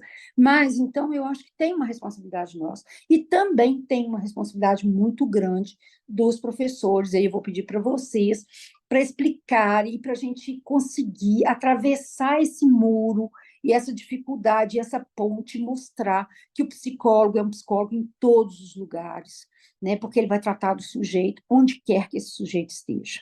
Então, eu acho que é uma responsabilidade nossa, enquanto psicólogo, dos professores, e de a gente transpor esse preconceito com o psicólogo do trânsito e do tráfego, né? Porque estão mudando aí o nome. Muito bom, Dalgisa, essa sua reflexão.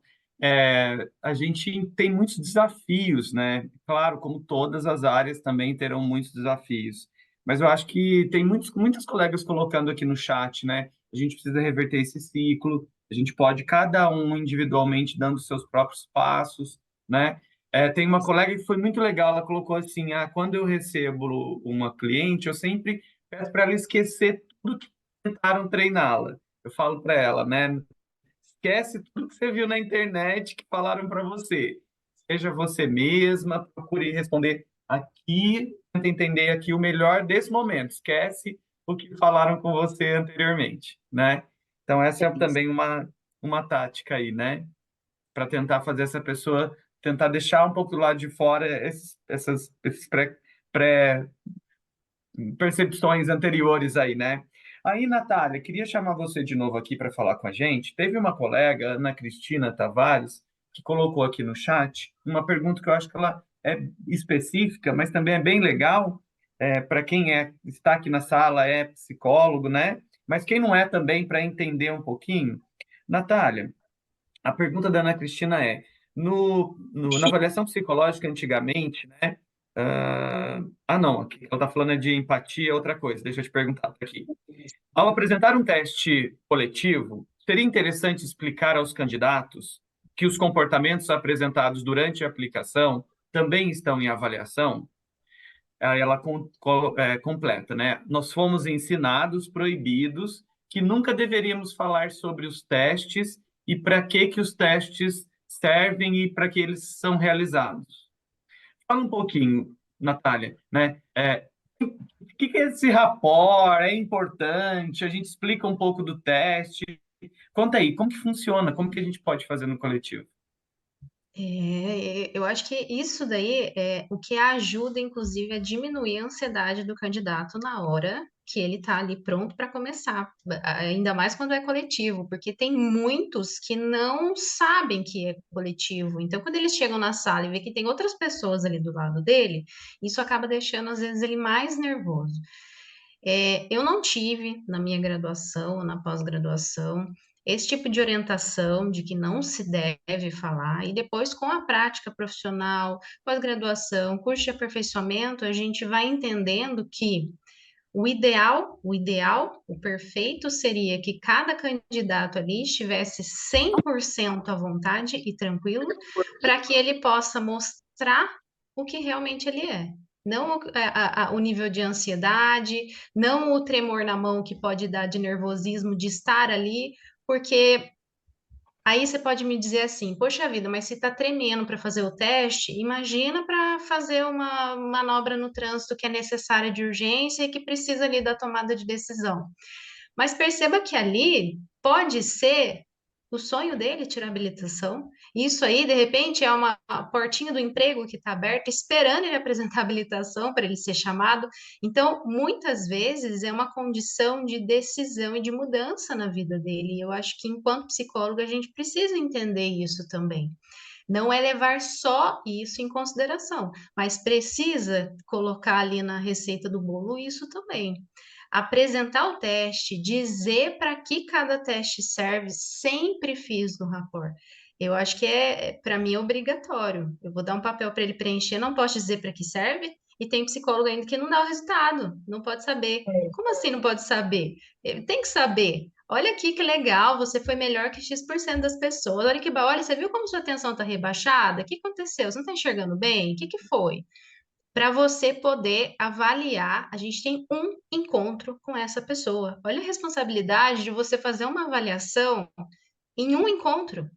Então, quanto mais você conseguir abrir, quanto mais você conseguir explorar desse candidato, deixando ele à vontade, melhor. Aqui, ó, o que a gente vai fazer é um processo de avaliação.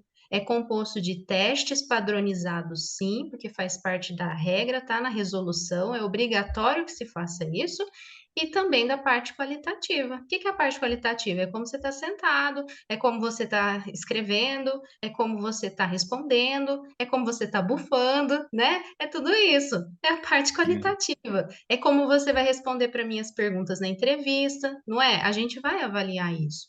Então, assim, ó, quanto mais tranquilo, melhor. Fiquem tranquilos. Se ficar todo mundo tranquilo, seguir minhas orientações, tenho certeza que vai dar certo para todo mundo. É. E Deixar, né, tem, ter essa imagem assim, amistosa e não de ceifadora. De, olha, eu estou com poder nas mãos. Se você piar, inapto. Entendeu? Não é isso. E tem muito essa visão também, né? nossa, será que isso acontece entre alguns psicólogos? O jogo do poder? Será que isso acontece, né? Por que não aconteceria, né?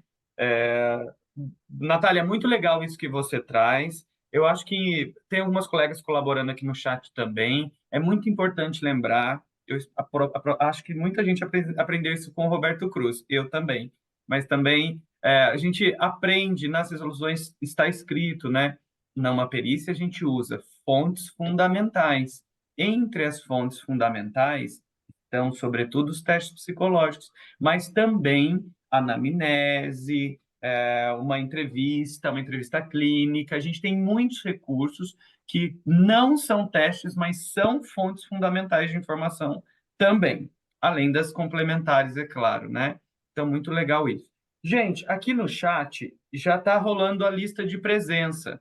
Eu vou fazer mais uma rodadinha de perguntas, porque a gente já está avançando aqui no horário, né? A gente tem mais um tempinho só. Então, se você ainda não preencheu a lista de presença, você tem que entrar aqui no bate-papo, no chat, clicar e preencher a lista de presença, tá? É com base nessa lista de presença que daqui mais uns 15 minutinhos a gente vai fazer um sorteio, tá? Aliás, um sorteio não, vários sorteios aqui. Então, então a gente quer combinar com você. Se você ainda não passou no chat, tem que passar lá, preencher a lista para concorrer ao sorteio. Voltando, eu queria trazer uma questão. Gente, essa live está boa demais. Tem um monte de gente importante, querida aqui, que eu não estou conseguindo enxergar todo mundo.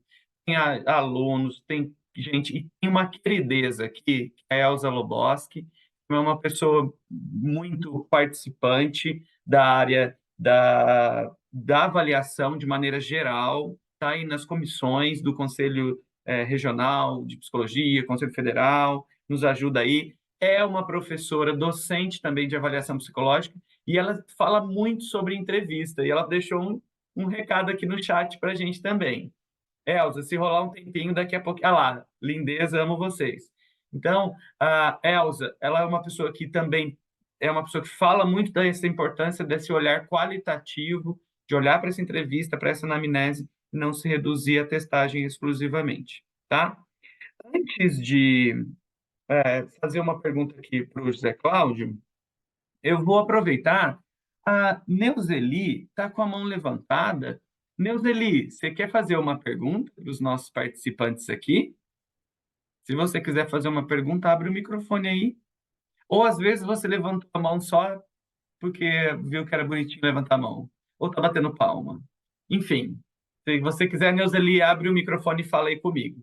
Se não, enquanto isso, José Cláudio, eu queria puxar um outro assunto aqui para você. Certo. Queria te ouvir um pouquinho a respeito disso também. Então, a gente tem falado, né? A Natália trouxe, por exemplo, que o psicólogo ocupar esse papel também, às vezes, de dar uma orientação, explicar um pouco sobre o teste, porque com isso também a gente reduz, né?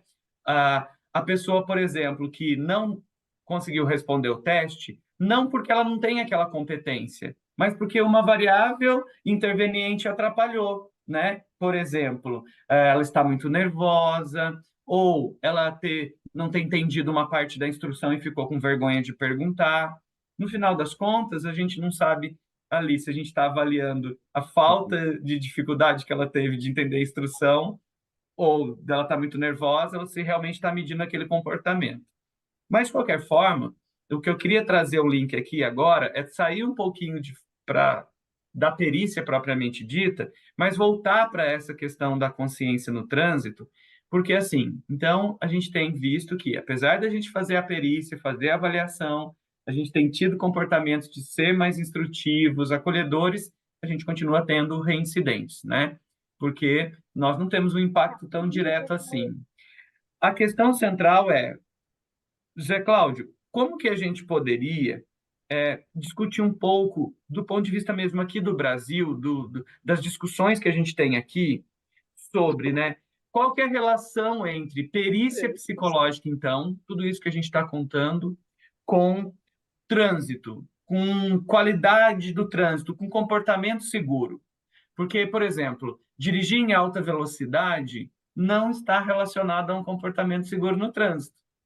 E é uma coisa, né, que o sujeito passa pela perícia, mas mesmo assim depois ele ainda tem esse comportamento de risco. O que você tem a nos dizer? A perícia está servindo para alguma coisa, né? Me conta aí. Sim. Olha, o professor Roberto trouxe bem nessa questão da importância da perícia, trouxe outros exemplos, né, internacionais, e ela funciona, mas poderia ficar melhor, né? A questão legal, né? Ainda temos vários entraves aí. Mas por que as pessoas se arriscam tanto no trânsito, né? Por quê? Você vê muitas vezes pessoas jovens, né, se pendurando nos ônibus.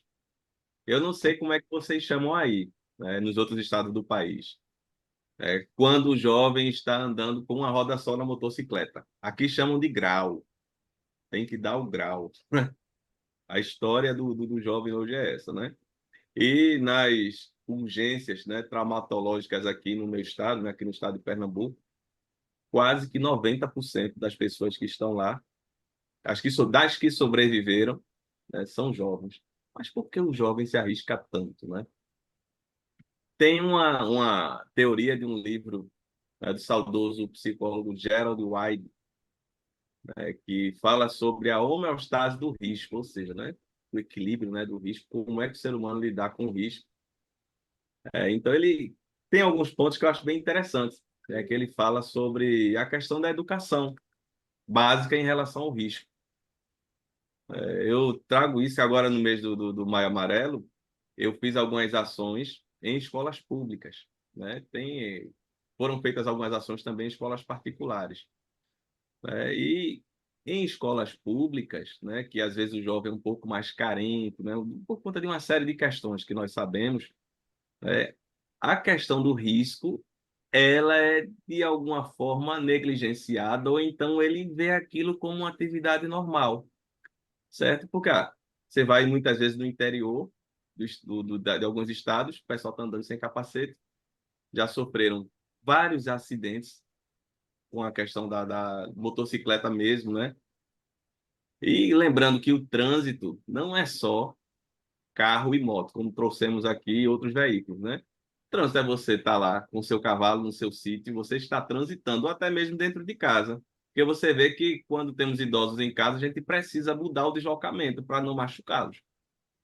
Né? Veja, que o deslocamento precisa ser seguro. Né? E outro ponto importante, né? Além da questão da aprendizagem, que é importante para a criticidade do risco, para a pessoa entender que aquilo ali pode matá-la, né? Digamos assim, é a questão cultural. A questão cultural. Você vê, na parte do livro, fala sobre a questão da tourada, né, lá na Espanha, que é bem interessante, porque você vê, aqui no Brasil, se a gente soltar um touro, aquela coisa toda, o pessoal fica morrendo de medo. Mas na Espanha, o pessoal vai levando, né, o chifre do touro, tirando o fim do pessoal, derrubando tudo. Então, assim, a questão cultural também, de alguma forma, ela influencia na visão de risco que a pessoa tem. O próprio Maio Amarelo, acho que foi 2019, tinha um tema: perceba o risco, proteja a vida. Então, como é que está a percepção de risco, né? É aí que entra, né, o professor aí, o Roberto, não tem nem como não citar, porque os livros falam muito da questão da psicoeducação, né? Da psicoeducação. Como é que a pessoa vai entender que aquilo ali pode matá-la se ela, às vezes, vê aquilo como algo normal? Ah, o que foi aquilo? Porque o trânsito está congestionado? Nada, foi só mais um motociclista que perdeu a vida. Todo dia acontece isso. É Né? uma Então, banalização, né? exatamente.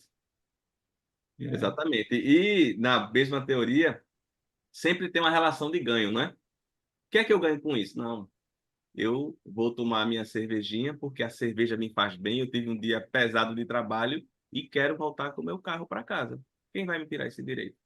Eu ganho o prazer da bebida e coloco em risco a vida dos outros. Que a questão da homeostase do risco fala muito disso, que o risco está entre o prazer e a morte. Outra coisa importante, de um livro do psicólogo saudoso Ático Dota, que eu li também, que eu achei bem interessante, que ele falava da ideação suicida em relação ao risco que as pessoas corriam no trânsito. Ou seja, muitas pessoas que morriam, né, no trânsito, que se acidentavam no trânsito, de uma forma consciente ou inconsciente, estavam tentando se matar. Tem até uma música que eu trago até para os alunos, tem uma música até do Roberto Carlos, né, Nas Curvas de Santos. Se você pretende saber quem eu sou, eu posso lhe dizer. Entre no meu carro na Estrada de Santos, que você vai me conhecer. Você vai pensar que eu não gosto nem mesmo de mim, veja. E que na minha idade só a velocidade anda junto a mim. Ou seja, a Organização Mundial de Saúde, jovens de 15 a 29 anos são as pessoas que mais morrem no trânsito, né? Você vai pensar que eu não gosto nem mesmo de mim. Como é que está a relação dessa pessoa com a vida? Então, assim, é outra vertente também. Tem uma entrevista muito interessante do cantor Gessé com o Clodovil, que quem tiver no YouTube pode dar uma olhada também, que ele fala que na análise ele ficava tentando saber o porquê e do que ele corria, né? E muitas pessoas terminaram morrendo com o veículo, né? Então, na clínica a gente consegue muitas vezes destrinchar, né, essa questão, para que a gente possa tentar entender o porquê que as pessoas se arriscam tanto no trânsito. O professor o Zé Cláudio, e Uhum. inclusive a Viviane de Nigris, São Paulo, ela Sim, colocou assim, que eu acho que combina muito também um ponto que você, se você até quiser comentar. claro. Acredito que a impunidade faz a pessoa ter comportamento de risco. Isso é um outro ponto também, né? Aqui em São Paulo, quem é aqui em São Paulo, a gente tem visto no jornal, não sei se está no Brasil todo, mas dois casos muito emblemáticos de pessoas que têm um carro, sei lá, a pessoa tem uma Ferrari, eu não estou lembrando a notícia inteira, né? Mas Porsche. que por excesso de um Porsche, por excesso de velocidade, então atropela é, uma moto e as pessoas morrem, ou atropela um motorista, bate em um outro carro, tem um motorista de aplicativo, que também, né? Então, quer dizer, será que isso tem uma relação também? Será que essa questão do risco tem a ver, José Cláudio, com a impunidade? Tem muito, né? Tem muito a ver com a impunidade, né? Tem algumas obras, né, que falam disso, dessa questão da imposição, né? O ideal seria a proposição, né? Que a gente às vezes aprende muito mais rápido com aquilo que é proposto do que é imposto. Eu acho que uma maturidade na questão educacional, a gente chegar no nível de dizer assim, não, eu vou propor que você não beba, para não ter que impor que você não beba. Isso acontece até com os nossos filhos, né?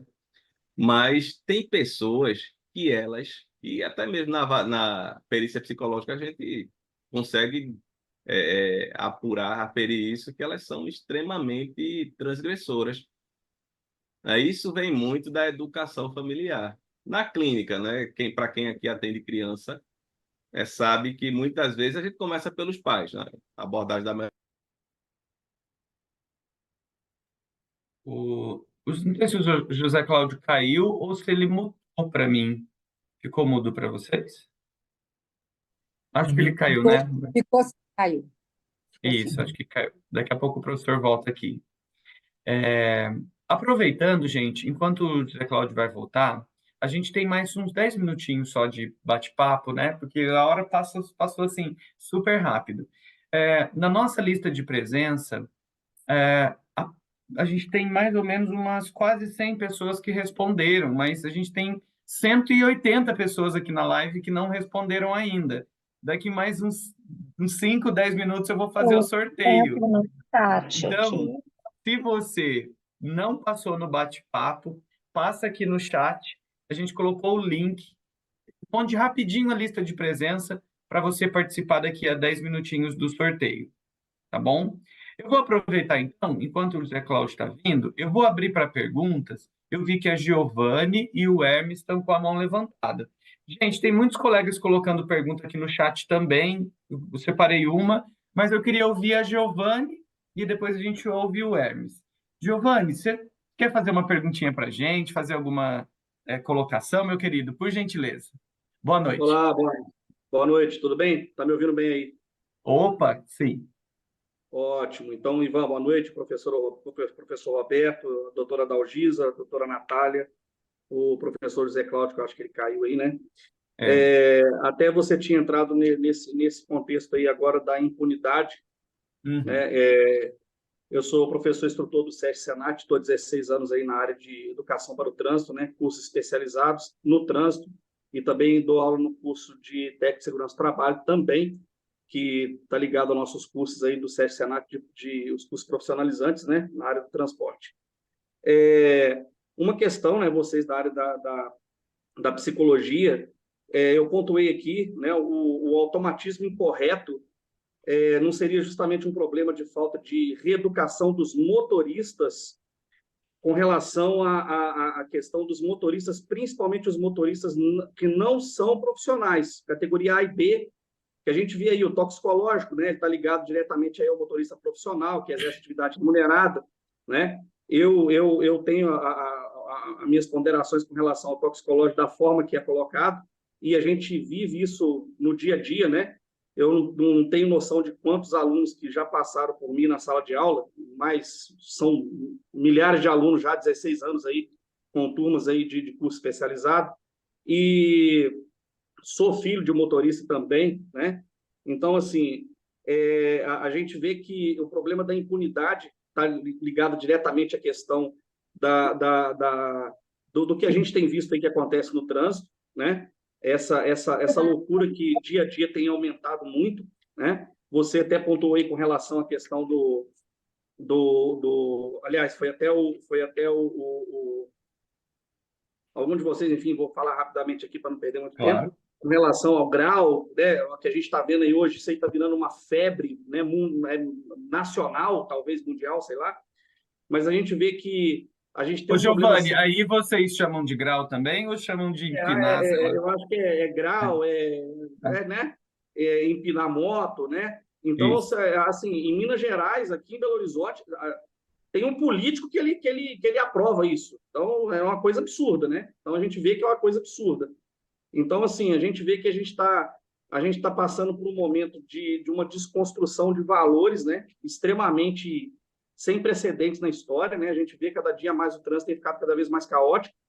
E a questão da educação para o trânsito. Os motoristas de categoria A e B, eles não têm aí uma obrigação de fazer uma reciclagem, né, a cada tantos anos, né? Ainda mais agora que acabou tendo aí essa condição que foi alterada pela Lei 14.071, que veio aí o exame médico que passou para até 49 anos, a 10 anos. Quer dizer, um jovem que tira a carteira hoje, ele praticamente em 30 anos ele não volta para a sala de aula. Ele vai renovar 18, 28, 38, 48. Ou seja, daqui 30 anos que ele vai fazer de novo aí, né? Assim, ele vai renovar a cada 10 anos e não vai passar por uma sala de aula.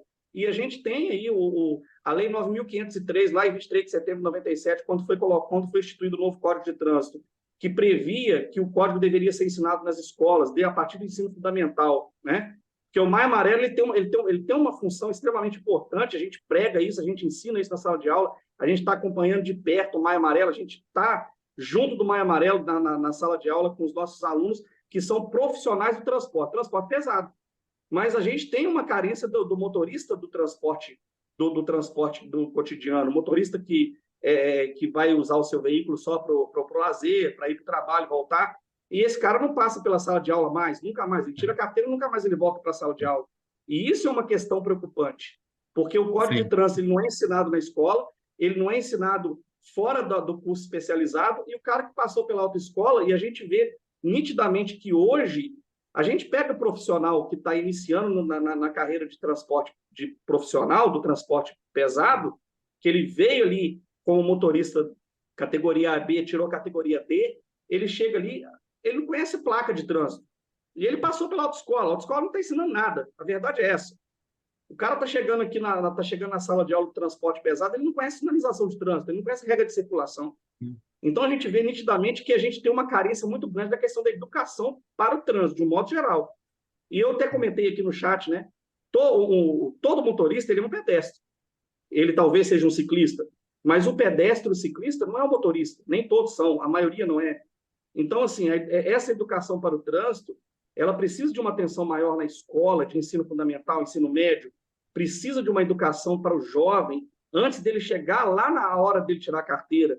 Porque hoje o cara está tirando carteira de moto numa pista de, vou colocar aí 50 metros quadrados, e depois ele vai sair para uma autopista, ele vai sair para o trânsito pesado, e ele não tem o mínimo de conhecimento disso, do que ele vai enfrentar. Então, ele está condicionado a uma vítima de um acidente, né? Talvez fatal. Né? Então, assim, essa é uma preocupação muito grande. Essa discussão, Giovanni, que você traz é muito importante, né? A gente ultrapassa, a gente não está falando de um lugar onde a gente tem que trabalhar exclusivamente com o condutor, né? Mas a gente tem que ultrapassar isso, tem que vir lá desde a escola. Mas você também traz um outro ponto que também é muito relevante, até algumas colegas, Giovanni, têm batido palma exatamente e trazido essa questão leis são aprovadas, mas elas precisam realmente entrar serem efetivadas. Porque com a Lei 14.071, que foi a alteração que teve do exame médico, que passou a habilitação para 10 anos até 49 anos, também trouxe a alteração para que o Código de Trânsito fosse adicionado nas escolas, e não tem vontade política disso. Não tem vontade política disso. Né?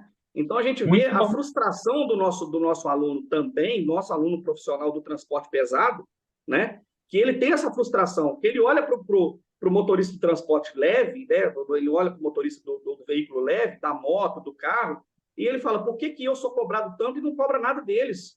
Por que cobram tanto de mim e não cobram nada deles? Aí entra uma outra questão. Aí entra uma questão estadual, que, infelizmente, a gente tem um CTB, que é um Código de Trânsito Brasileiro, e a gente tem um DETRAN, que é um Departamento Nacional de Trânsito, estadual, que cria suas próprias regras e faz as suas próprias vontades. Ou seja, é uma briga de ego. O DETRAN de Minas o DETRAN de São Paulo é melhor do que o de São Paulo é melhor do que o de Minas, e aquela coisa, cada um cria suas próprias regras, e no final das contas ninguém faz nada realmente que você vê um impacto positivo no trânsito. Porque a gente tem uma situação, por exemplo, eu dei aula 10 Giovanni, anos em Manaus. vai indo para os finalmente aí para a gente ouvir mais colegas. Exato. Vai puxando o fio aí.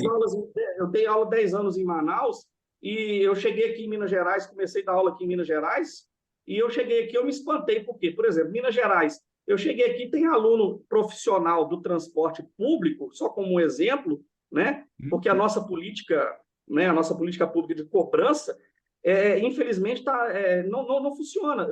Aqui você tem profissional do transporte público há 16 anos, 18 anos, conduzindo um veículo de transporte de passageiro, que nunca fez um curso especializado, que é uma lei federal. Cadê a fiscalização? Então, talvez, aí vem a questão, a impunidade não é um dos principais motivos que o trânsito está do jeito que está? a impunidade dos órgãos fiscalizadores que não estão cumprindo o papel deles, realmente cumprindo o papel deles, porque eles não estão cumprindo o papel deles. Você chega aqui, o cara está trabalhando há 16 anos, ele tinha que ter um curso profissional, um curso especializado de transporte passageiro, e nunca fez. E isso é uma lei federal. Então, assim, são várias questões que vão impactar diretamente no que a gente está vivendo, do que vocês estão falando. A gente que lida diretamente com o profissional todo dia, toda semana você tem turma de 40, 50, 60 alunos de manhã e de tarde, e a gente vê, isso, a realidade é totalmente diferente do que está acontecendo aos olhos, né, das pessoas. Então, a gente está mesmo vivendo um momento importante, né, agora no trânsito, né? A gente precisa Muito de ter legal, Giovanni, suas uma reflexões. transformação, realmente precisa ter uma transformação no trânsito.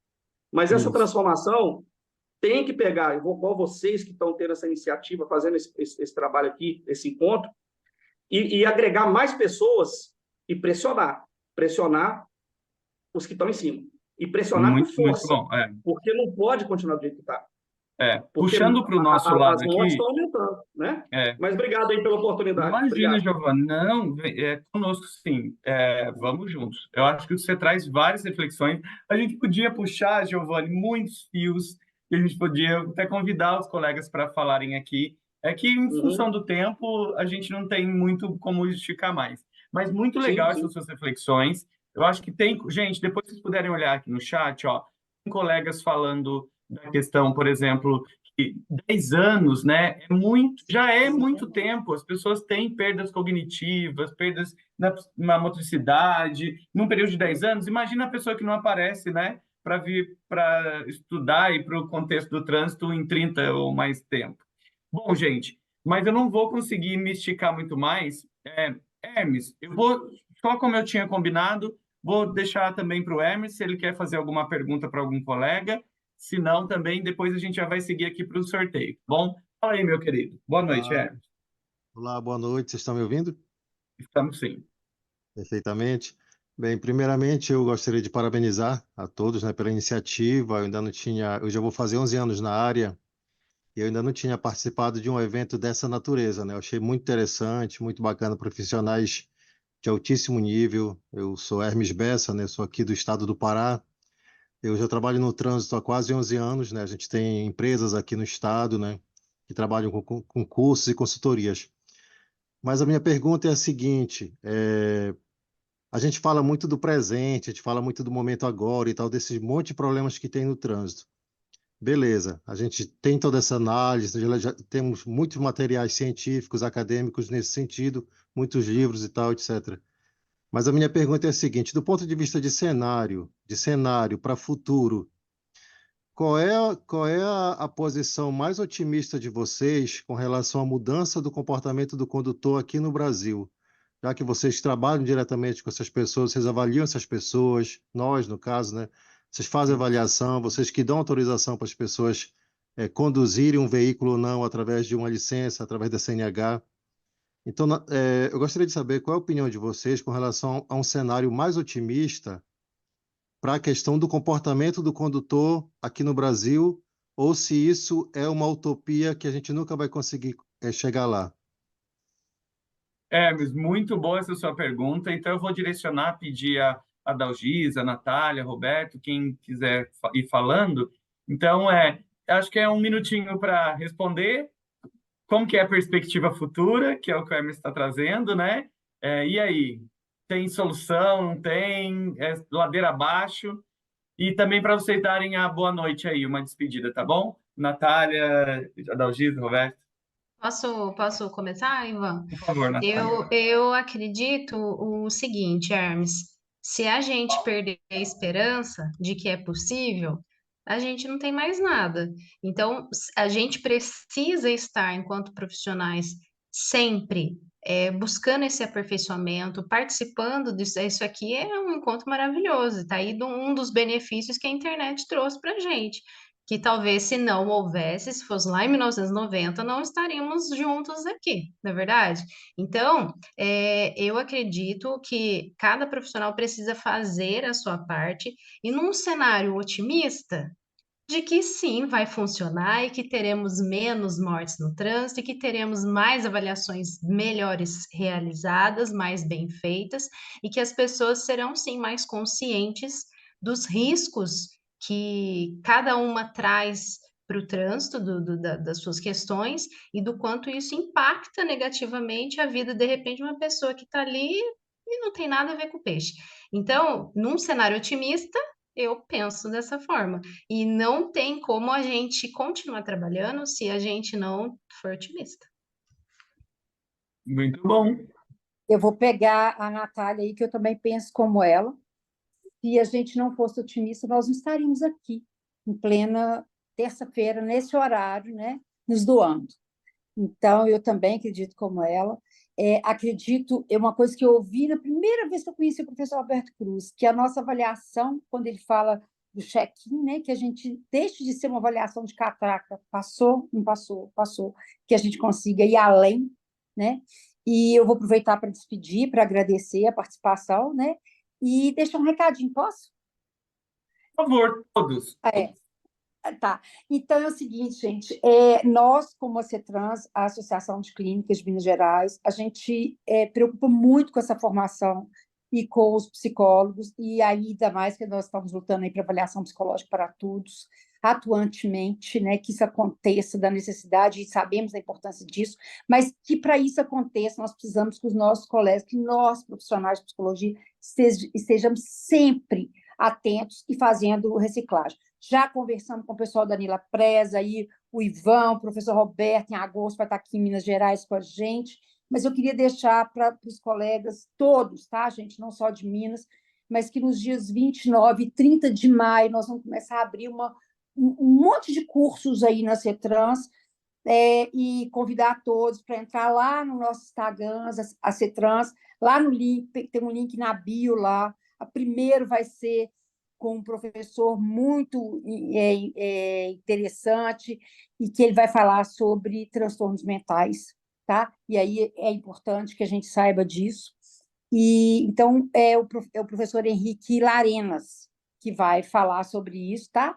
E então lá 29 e 30 de maio são 16 horas de curso, tá, gente? São 2 dias, sábado e domingo, bem pesado, mas nós vamos começar essa formação, já conversamos com a Denise. Eita, Ivan, você vem aqui em Minas, o professor Roberto também, e mais gente. Quem sabe o Luiz Cláudio vem também, a Natália, e nós vamos trazer isso tudo. Então, muito obrigado pela participação, e boa noite para todo mundo aí, mas vou ficar aqui até o fim para ver esse sorteio.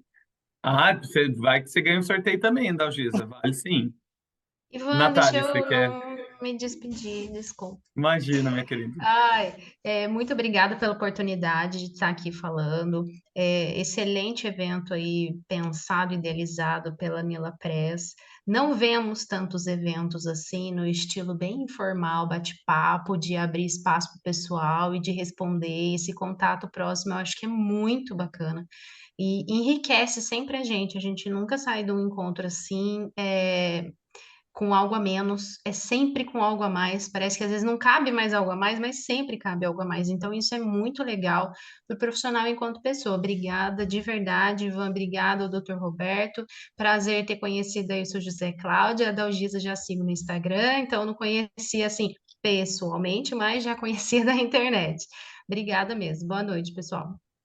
Valeu, Natália, muito obrigado também. Gente, segue a Natália depois, Psiclean, segue ela lá também no Instagram. Roberto, então eu vou deixar com você aí para você fazer uma finalização e a gente sorteia o brinde para todo mundo, tá bom? Legal. Então, primeiro, agradecer muito. Eu gosto muito desses encontros. Eu acho que não são muitas oportunidades que a gente tem como reunir tantos psicólogos do Brasil inteiro. Eu fico muito grato, então, pela editora Nila Press, pela ACETRANS Minas Gerais, por ter proporcionado esse encontro aí, quase 300 psicólogos online. Isso é muito bom, né? E provavelmente a maior parte deles ligados às grandes questões do trânsito, né? Eu costumo resumir, assim, as minhas grandes preocupações do trânsito, eu diria que a gente tem aí pelo menos 4 vetores importantes sempre para cuidar, né? Eu acho que primeiro a prevenção, tudo que envolve prevenção, sistema de psicoeducação, sistema de monitoramento de comportamentos, antecipação de perigos, construção de comportamentos orientadores para a segurança. Bom, tem uma série de coisas ligadas ao sistema de prevenção. Aliás, nos sistemas de avaliação internacional, a prevenção é sempre chamada nível primário. O nível secundário é que é chamado nível de avaliação. Tá? Então, além de prevenção, avaliação. Nós fazemos avaliação, mas a gente faz ainda uma avaliação restrita. A gente faz o que a Dalgisa me lembrou aí, né, que eu costumo sempre falar da avaliação de check-in, né? A gente costuma avaliar muito os candidatos a condutores na entrada, mas o mais importante numa avaliação é ter transversalidade. A gente precisa avaliar sequencialmente. A gente fez propostas sobre esse assunto no Congresso Nacional e, especialmente, avaliar reincidentes, que tem uma contribuição muito efetiva no desfecho do acidente com traumas e óbitos no sistema trânsito. Então, isso é pesquisa internacional. E o terceiro aspecto tem a ver com a intervenção propriamente dita. O professor, tanto a Natália quanto o professor José Cláudio têm experiências com intervenção, que é ali no vis-a-vis, com as pessoas, com a psicoterapia, com a clínica, né? Com a psicoterapia voltada ao medo de dirigir. Eu tive uma experiência interessante com medo de conduzir avião, né? E também de participar em situações de voo, né? Com experiências bacanas com pilotos, né? E com passageiros de avião. E o José Cláudio, por exemplo, tem uma experiência muito interessante, processos psicoterápicos ligados à fobia no trânsito. E eu entendo também que a noção de clínica no trânsito precisa ser ampliada. A clínica do trânsito, a expressão clínica significa todo o processo clínico, que significa prevenir, avaliar e tratar. A clínica é isso. Então, o sistema clínico do trânsito ele tem que cada vez mais ampliar. Mas para fazer isso, aí vem a questão do otimismo, né? E eu concordo com a Dalgisa e com a Natália, que se a gente não fosse, de certa maneira, otimista, a gente não vê horizontes. Eu entendo que a avaliação psicológica do trânsito tem restrições. Restrições, a gente está sempre, eu costumo fazer uma metáfora, que a avaliação psicológica está sempre no sparring, né? Está sempre na luta de boxe, está sempre contra né? A gente está sempre lutando e a gente está sempre contra lá as redes, né? A gente está sempre naquele embate permanente, é legislação, é restrição de operacionalização de legislação, é tentativa de retirada de prerrogativas do trabalho dos psicólogos, a gente está sempre lutando. E acho que isso faz parte do nosso trabalho, tem sido. A gente que precisa continuar fazendo isso, sempre nos fortalecendo mais com categoria. Eu já falei novamente, eu acho que a associação a CETRAN de Minas Gerais é um belo exemplo de uma associação que luta dia a dia, está aí capacitando, promovendo cursos, está o tempo inteiro no Congresso Nacional, está mobilizando a frente parlamentares. Essa tem que ser a nossa atitude permanente, né? A gente tem que ir para frente, continuar lutando pelos nossos direitos, pelos nossos processos de trabalho, qualificá-los sempre, né? A gente precisa estar sempre se reeducando, se qualificando cada vez mais. Então, nesse sentido que é um otimismo, mas é um otimismo realista. A gente não olha para o horizonte e fica imaginando fantasias. A gente não está falando de fantasias. A gente hoje tem uma avaliação psicológica no trânsito robusta, a gente tem psicólogos muito bem formados, a gente precisa continuar capacitando melhor, a gente tem livros muito bons na área, a gente tem testes muito bons, e vai melhorar, cada vez mais melhorar. E nisso olho para o horizonte e digo, bom, eu estou tentando contribuir na minha parte, acho que cada um de nós pode contribuir nesse sentido. Então, novamente, queria agradecer ao Ivan e todo o time da Anila Press. Eu sou um parceiro de primeira hora de tudo que a Anila faz, acredito, é um projeto extremamente bacana. Essa live é um bom exemplo.